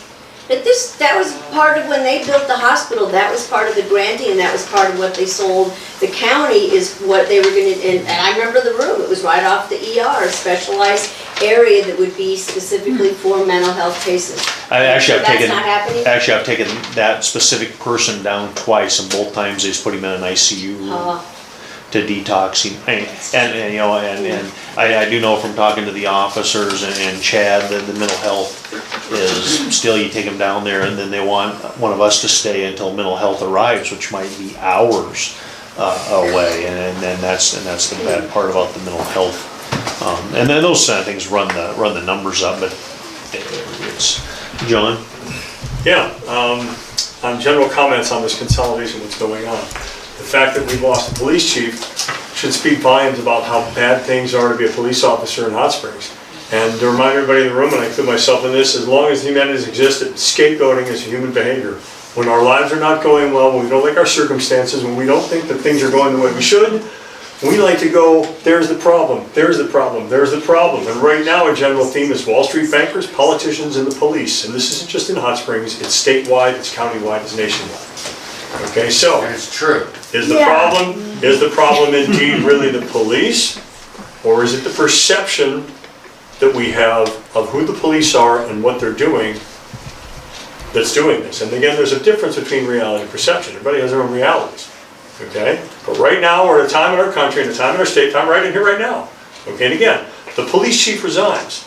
Okay, if things were going really well for police chief in this town, and it was really the gravy train, and it was really good, and he had all kinds of wonderful power at his disposal to do what he wanted, and do all these things that people think that the police do wrong, he'd still be here. But obviously. You're speaking for the police chief, sir. No, I'm not speaking for the police chief at all, I never said it was. What I'm saying is that, take a look around you and look at the view other than the one that you want to see. Because again, scapegoating individuals or organizations is as old as humanity itself. But there Okay. is a reality that's going on in this country, and it's reflected in this town as well. And it is a reality. And there is Exactly. an overuse. And it is a reality. Military. And so is the reality of misperceptions by people of Well, what goes sure, on. That can happen to anybody. Okay? Including And you. the other side of Yes, I that, understand. the other side of that coin is if a person is ineffective in their position, they need to make a different career choice, or someone in a higher authority needs to help them make a different career choice. But it's not a matter of either or, either the authority or the constituents, it's both. We all. And I never said it was either or. Well, you The did distinction, say what I'm the police talking, are. and again to my original point.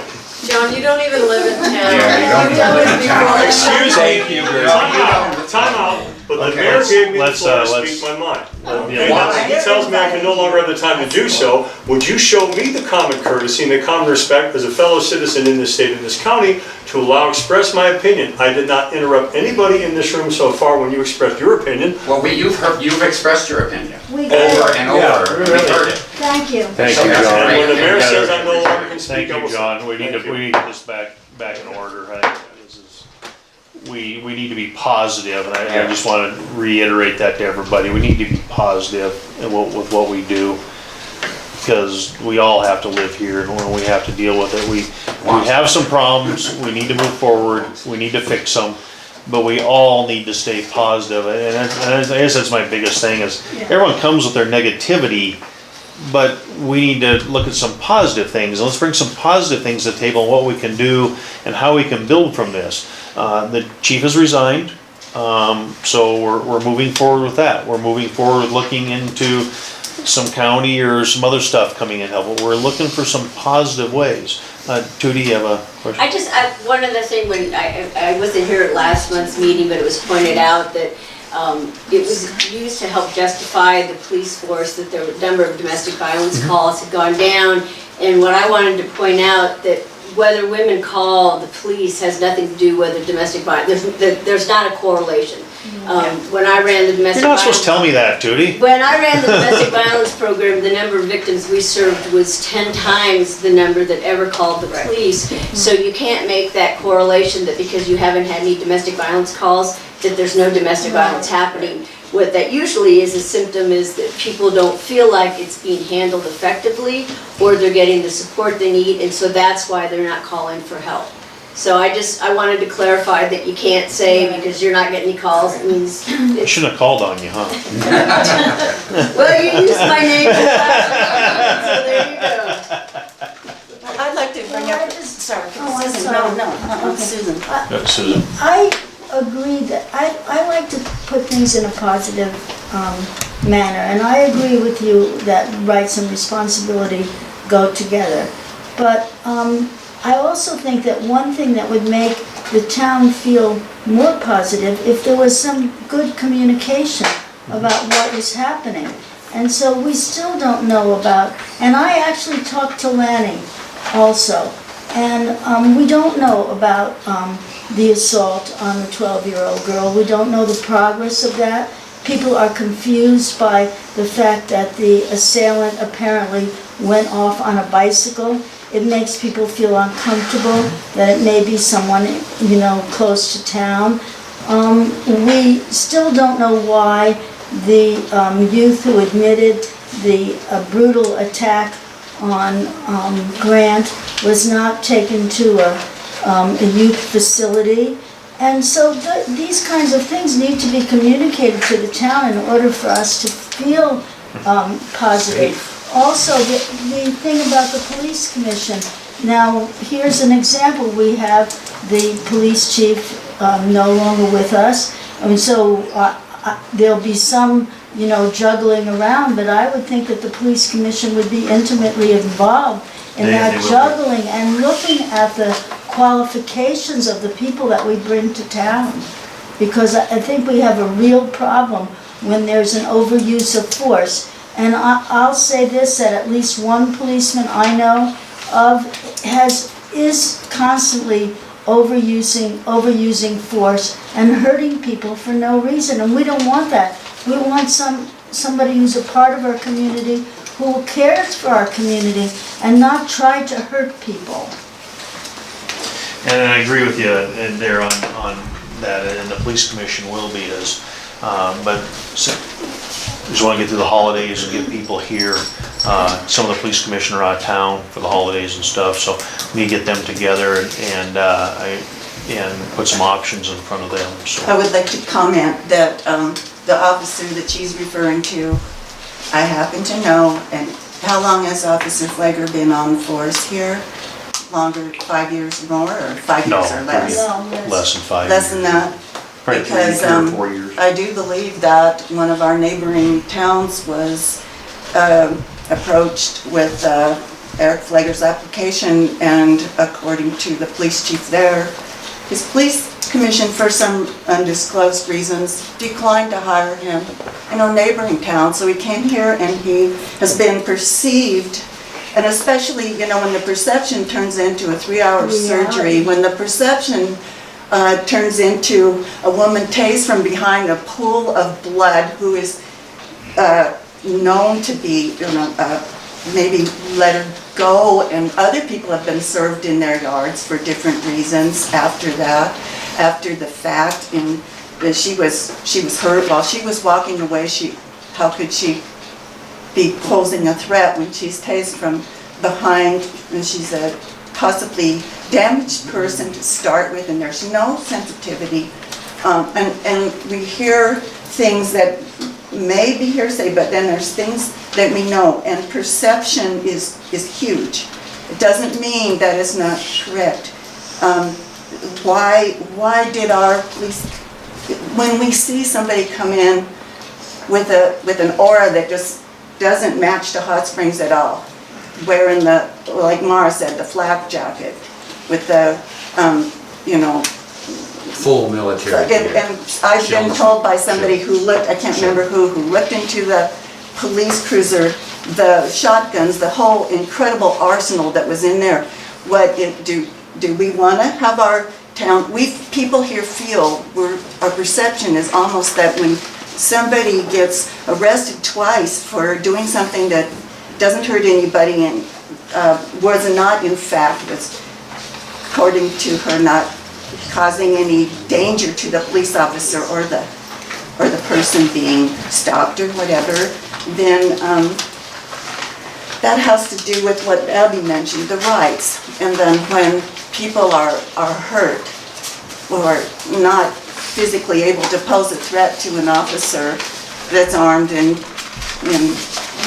wearing a jacket and everything, then the public perception, I'm sorry to say, but there's a lack of public confidence in the way that the police department, especially people that have been here for decades and have a historical perspective on how things were in the past and are comparing it to now. And the other thing that Randy said, which we all have to live here, well, we don't, and we have lost numerous, I'm not sure it's the exact count, but at least half a dozen people because they didn't feel safe here, because restraining orders weren't enforced, because of the lack of protection. Serve and protect. Serve and protect.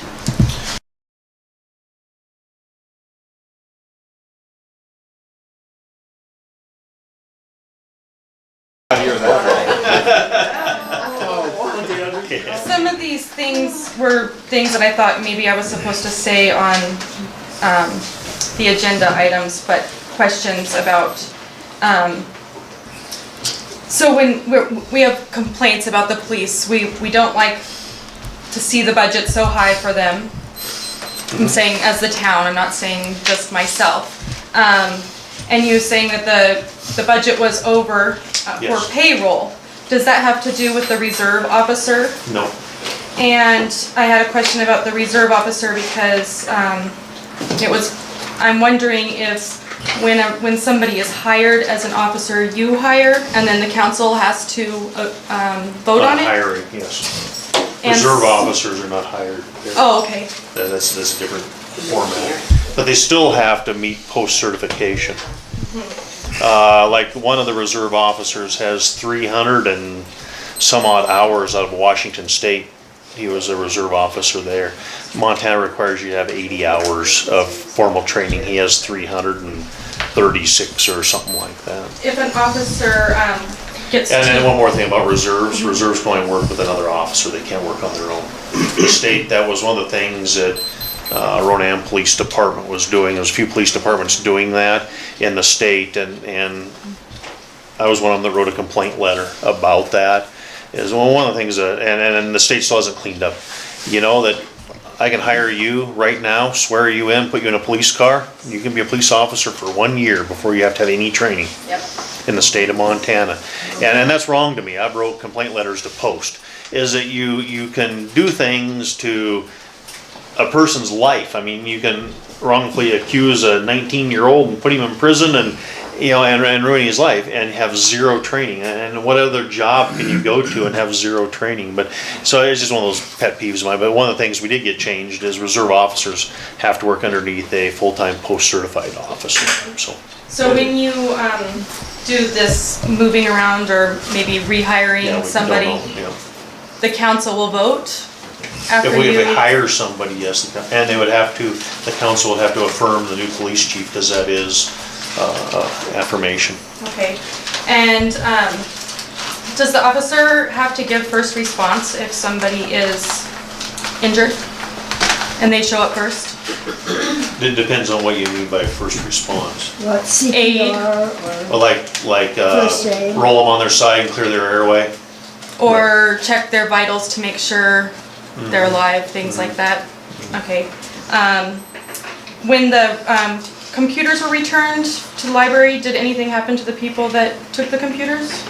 Yeah, that wasn't our, was that a Sanders County case? They were dealt with. I believe they're in jail right now, but I don't know. Yeah, no, that was Yeah. well taken care of a while ago. Saw it in the paper. Yeah, I think those. And just one other thing about that is you said, government's not speedy, and Supposed to be fair and just, there's a whole story with that. I can't remember all of it. okay. Well, a lot of us are here for the same concerns over and over and over again, and we would really like to see something happen, not just talk about eventually something will happen. So how do we do that? Something is going to happen this time. I have a positive thing. Well, But I don't want to finish up with Abby here. I think with everything going on, Abby, I think there's going to be a lot of positive stuff coming out of this. I trust me when I say that. I think there's going to be a lot of positive. I think there's going to be a lot of change. And maybe sometimes, like I mentioned earlier, that in my morning meetings, I give employees tasks and stuff doesn't happen for months and months and months. Bob can attest to that. I mean, I told him I'd have stuff done for him, and it's been over 2 months and the stuff hasn't been done. So what does the personnel policy say about that? Well, and that's what you get into, and that's, I need to be a little harder. I need to be writing them up. I mean, and that's my fault. It is. I need to be a tougher boss. I just use colorful metaphors instead of my pen, and that's the trouble. So, Deanne, I mean. Yes, I think as a reasonably newcomer here, I don't understand how performance is evaluated and how people are held accountable for their job performance, whether it's good or, is there any process here in this community for evaluating public employees regardless of their position? Not so much by the public, but I do performance evaluations on the employees that I directly are in contact with. I did not do them for the police department because I don't know, there's some of the stuff that they do that's sensitive that I probably shouldn't see. So the chief did performance evaluations on the police department. I do evaluations on all the other employees. There's also a good deal of what, since we're discussing the police, what the police do that is measurable. For instance, their response time or how many cases they close in a period of time. And I think that I have a question about how does that information get disseminated to the community? We don't have a newspaper that says, you know, at 10:55 we responded to a car prowler. How does the community, And that was one of those things that. if we want to feel safe, our persons and our property, I think we need to know what is being, And that's been asked the production. over and over, and I've asked department heads to provide that for me, and I've not gotten it. I've asked for that. I just like to see that the police reflect the people in the community. I don't necessarily dislike all of the police that we have. I would just like I don't actually care if they stop at the stop sign and use their blinker. That's how I feel, personally. It sounds like everybody else feels like everyone should stop at stop signs and use blinkers. But I'm just saying that I just feel, I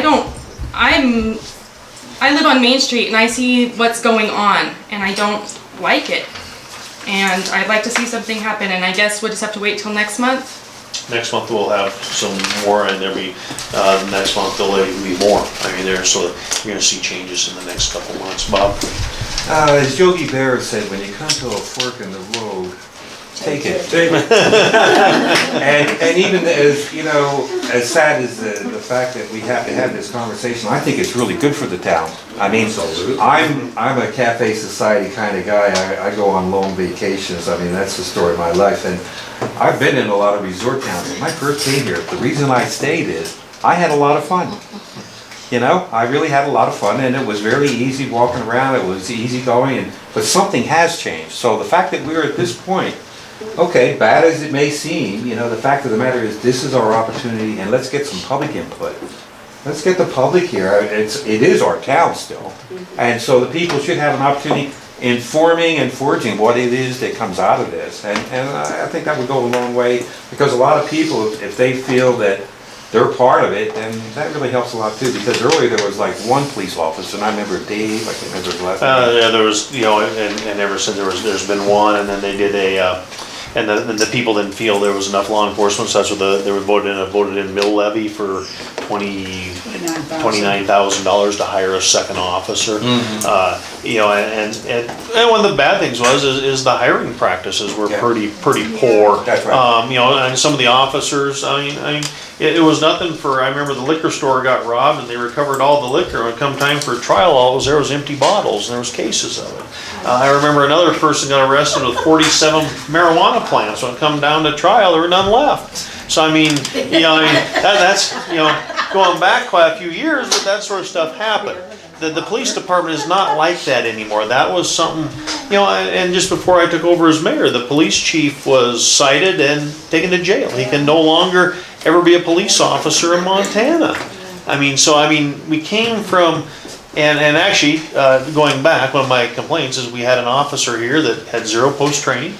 He had been a reserve for a little bit, and that's what I started out with, and built it to where it is. We got the third officer because Janelle Clark complained heavily and had a public meeting. So that was Janelle's fault. But I mean, and we might need to tweak that. I mean, like anything. I mean, anything you do, after a while, you got to relook at it and say, okay, let's look at this, and does it need revisited? And it always does. Janelle? Well, this is just a little feedback, is that what Abby said really rung true to me, is that our police officers, as peace officers, are reflecting the community. And I'll name a name. I really thought that when we had Jim from Trout Creek, who wore a cowboy hat, and it wasn't a full-on uniform, he was very professional. I remember going into the talk to him about something, and here were Rachel and Jake's 2 dogs, and he knew who the dogs were, and he took the dogs home, and they kept escaping, and blah, blah, blah.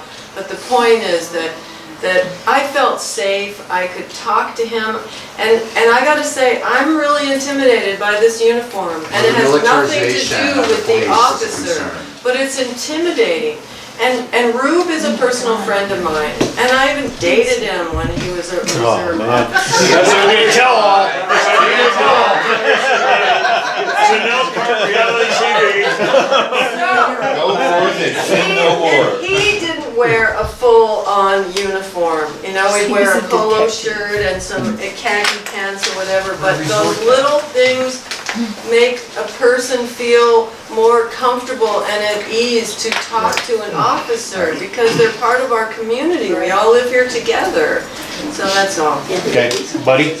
Yeah, you know, on what she said, I was thinking about this too, and I was thinking, and I know this gentleman wants to get his word in, but he wasn't. No, John is on and on. But that's John. right. But you know, this is. I don't expect Andy of Mayberry or anything like that. But it occurs to me that, for instance, Bob or Dick. I don't know Leslie yet, but I'm sure I could walk up to her, and I'm sure I could talk to Catherine. You and I have talked, and on and on and on. I have no fear or no anxiety about that. But with the police, and I don't mean just in this town, in the town we live in Minnesota, I get this too. And I don't know if it has to do with the militarization of the police forces because of bringing all the stuff back from Iraq and spreading it around or whatever. But there's just this remove. It's like, you almost feel like the police, they don't smile, just like what she said here about knowing who the dogs were, taking a little interest.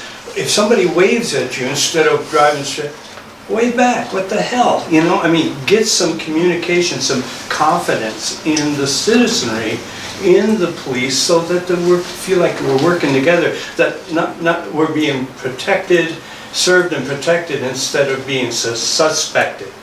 And it's just that, I think that's a part of the remove for me. It's just not comfortable. 2 words, 2 sentences. It's going to be more than 2 sentences, because I want to respond to what Abby said about Deanna. And about this, about you wanting to get something done right away, and you were asking about money. Money.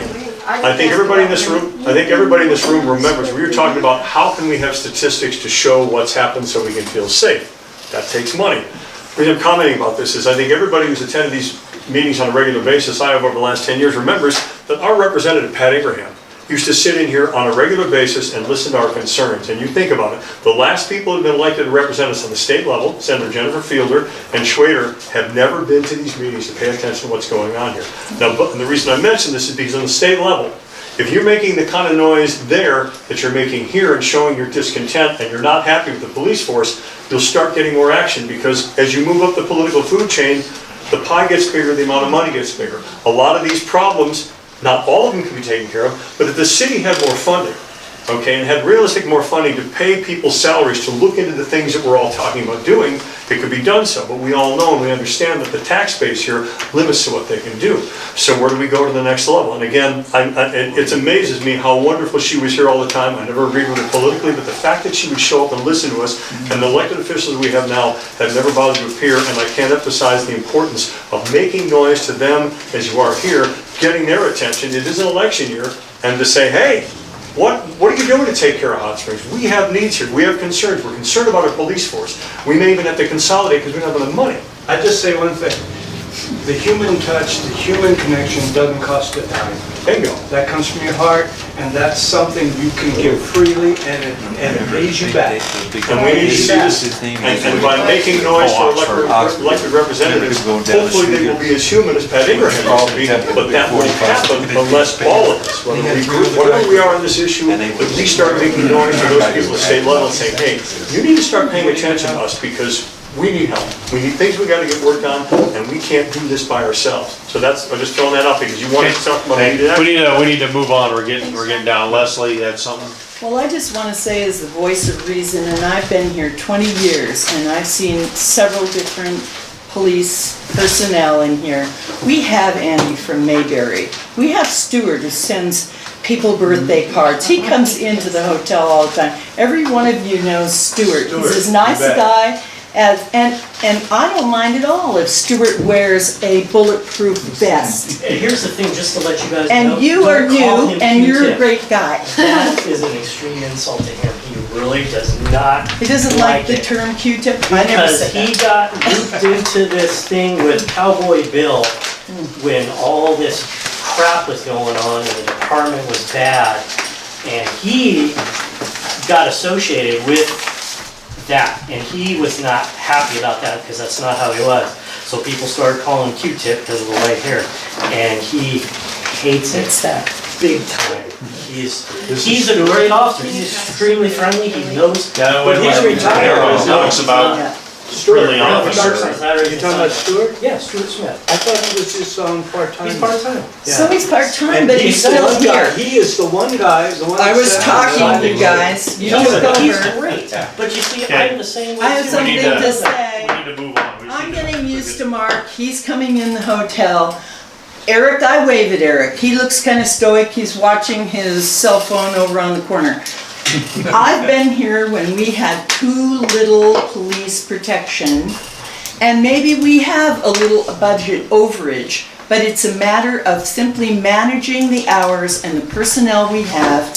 And we've already been down the line with trying to bring county in to replace our own police department. I am terribly against that. I run that big hotel, it's open all night. I have to count on the police. When I call them, they come. And they actually saved Grant's life and the EMTs. And it's a couple of instances that has brought all of the citizens here together. I don't think we need to replace our police force, and we are gonna fix the budget, and we're gonna get really compassionate people in here. And I don't mind that you wear that uniform at all. I want every one of you to wear that uniform. It protects you. It's got a video camera on there. And if they have to have a gun in the car because there's somebody violent, have you seen what's been happening around the world with suicide bombers? And that day placed down in, okay, It's it not. could happen anywhere No, that there's it's a not. violent offender. And when something violent happens in the community, they have to be able to respond with some force. But it's common sense. We don't want it to go all the way one way and then all the way the other. We want to be right in the middle, and we don't want to micromanage the department. Randy has a huge job on his hands, and he's going to pick the right people, and we're going to fix the budget, and it's going to be all right. The police need to be responsible to the people, and I don't think that they have been. When you have a woman of 60 years old in a bar, and she's asked to leave, and for some reason she doesn't leave, and the police officer twists and tears her shoulder, that is overuse of No force. comment. We can't When comment on that. you have a taser, when someone is walking down the street and the police officer uses a taser on a woman walking down the street who is known in the community, that is abuse of police force. So I don't think we're right And in the that's the middle. key phrase, a woman. So anybody of European descent has to, we weren't able to protect the A women. woman was just as dangerous as any man. Oh. And Okay, let's move on. Let's move on. Any other comment on this? We can move on with the meeting, Could I Mary. say something? Because the police commission has a specifically defined parameter, and they are, according to what I've heard, good at, supposed to be good at evaluating applicants for the positions physically, training-wise, emotionally, whatever. But they have this described, arena that they deal with. So then where they stop, there is, this language is from the Government Review Study Commission from 2015, June. It's about what is in the Montana State Constitution about community and neighborhood councils are provided for in the 1972 Montana Constitution, article blah, blah, blah. To secure for and unto the people their Montana constitutional right to be, well, it's about participation. Then there's subsequent subsections, written in 1975 and 77, clarifying this. It says community councils may be created by ordinance, by election, or by independent act of the community members. These community councils may advise and create support mechanisms for the local community/local government interface and local government elected officials of town and municipal councils and all other elected officials. They may do so by action self-initiated by independent community councils and offered to local government and/or by local government nomination or community, on and on, and to provide for the health, welfare, and security of the community. And they can participate and assist in actionable decisions within and of the process of local government. So in here, it kind of suggests at least 3 members, and this is something that we can do as a community. We don't have, it's provided for in Montana code. We don't have to have appointees or, it doesn't have to be initiated by our city or county local governments per se. Do you know anything different than that, Catherine? I don't know. Well, I know what she's talking about. We've brought it up before, and it's been talked about over the years. It's been talked about quite a It's few in times. Montana. Right, and we have, Provision started for a couple, community 3 years ago, we talked about some Right. community The numbers councils, and they count. they just never came together, so, I think we looked at it again. I mean, it's just something that was talked about once before, the community council coming together with some things to discuss things and then bring some ideas to council about whatever, and I don't remember the exact topics at the time, but, I'd just like to make a motion that we put this on the agenda next time and everybody get some more information and we have a little more structured conversation that time. Obviously, we can't do it in one and we probably can't do it in 2. No. But this is an opportunity for everybody in the community to be heard and say what they want, because that, if you're saying it, we're listening. And that's the important thing at this point. it'll just be on next month's agenda for that, because there's gonna be more to report anyways. That's correct. Can you ask that the members of the police commission be here as well, so they can hear what people have to say? I can, yeah, That's a great idea. and that's what my thought was. It'd be a lot easier if we just had a public meeting on nothing but police. Yeah. And have everyone there. It'd be a lot easier than doing it at one of our business meetings. Right. But I mean, then you could have the sheriff, maybe some tribal officer, maybe church come over or something, so some of that stuff, so. So Bob made a motion. Still It- making the motion, or?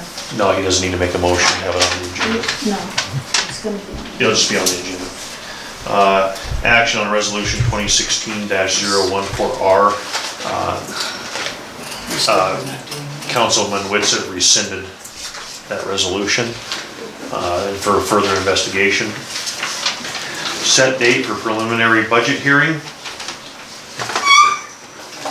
You have a date? Benjamin, close the door, But please. it's on the other side of the door. Benjamin, close the door, please. 26th, it was, July July 19th 19th. or the 26th. They're both Tuesdays. Yeah, the 19th to 26th, be the third Tuesday or the fourth Tuesday? 19th. 19th? For me, I like the 19th. July. It's for the budget. Yeah. You're coming. I can do either one.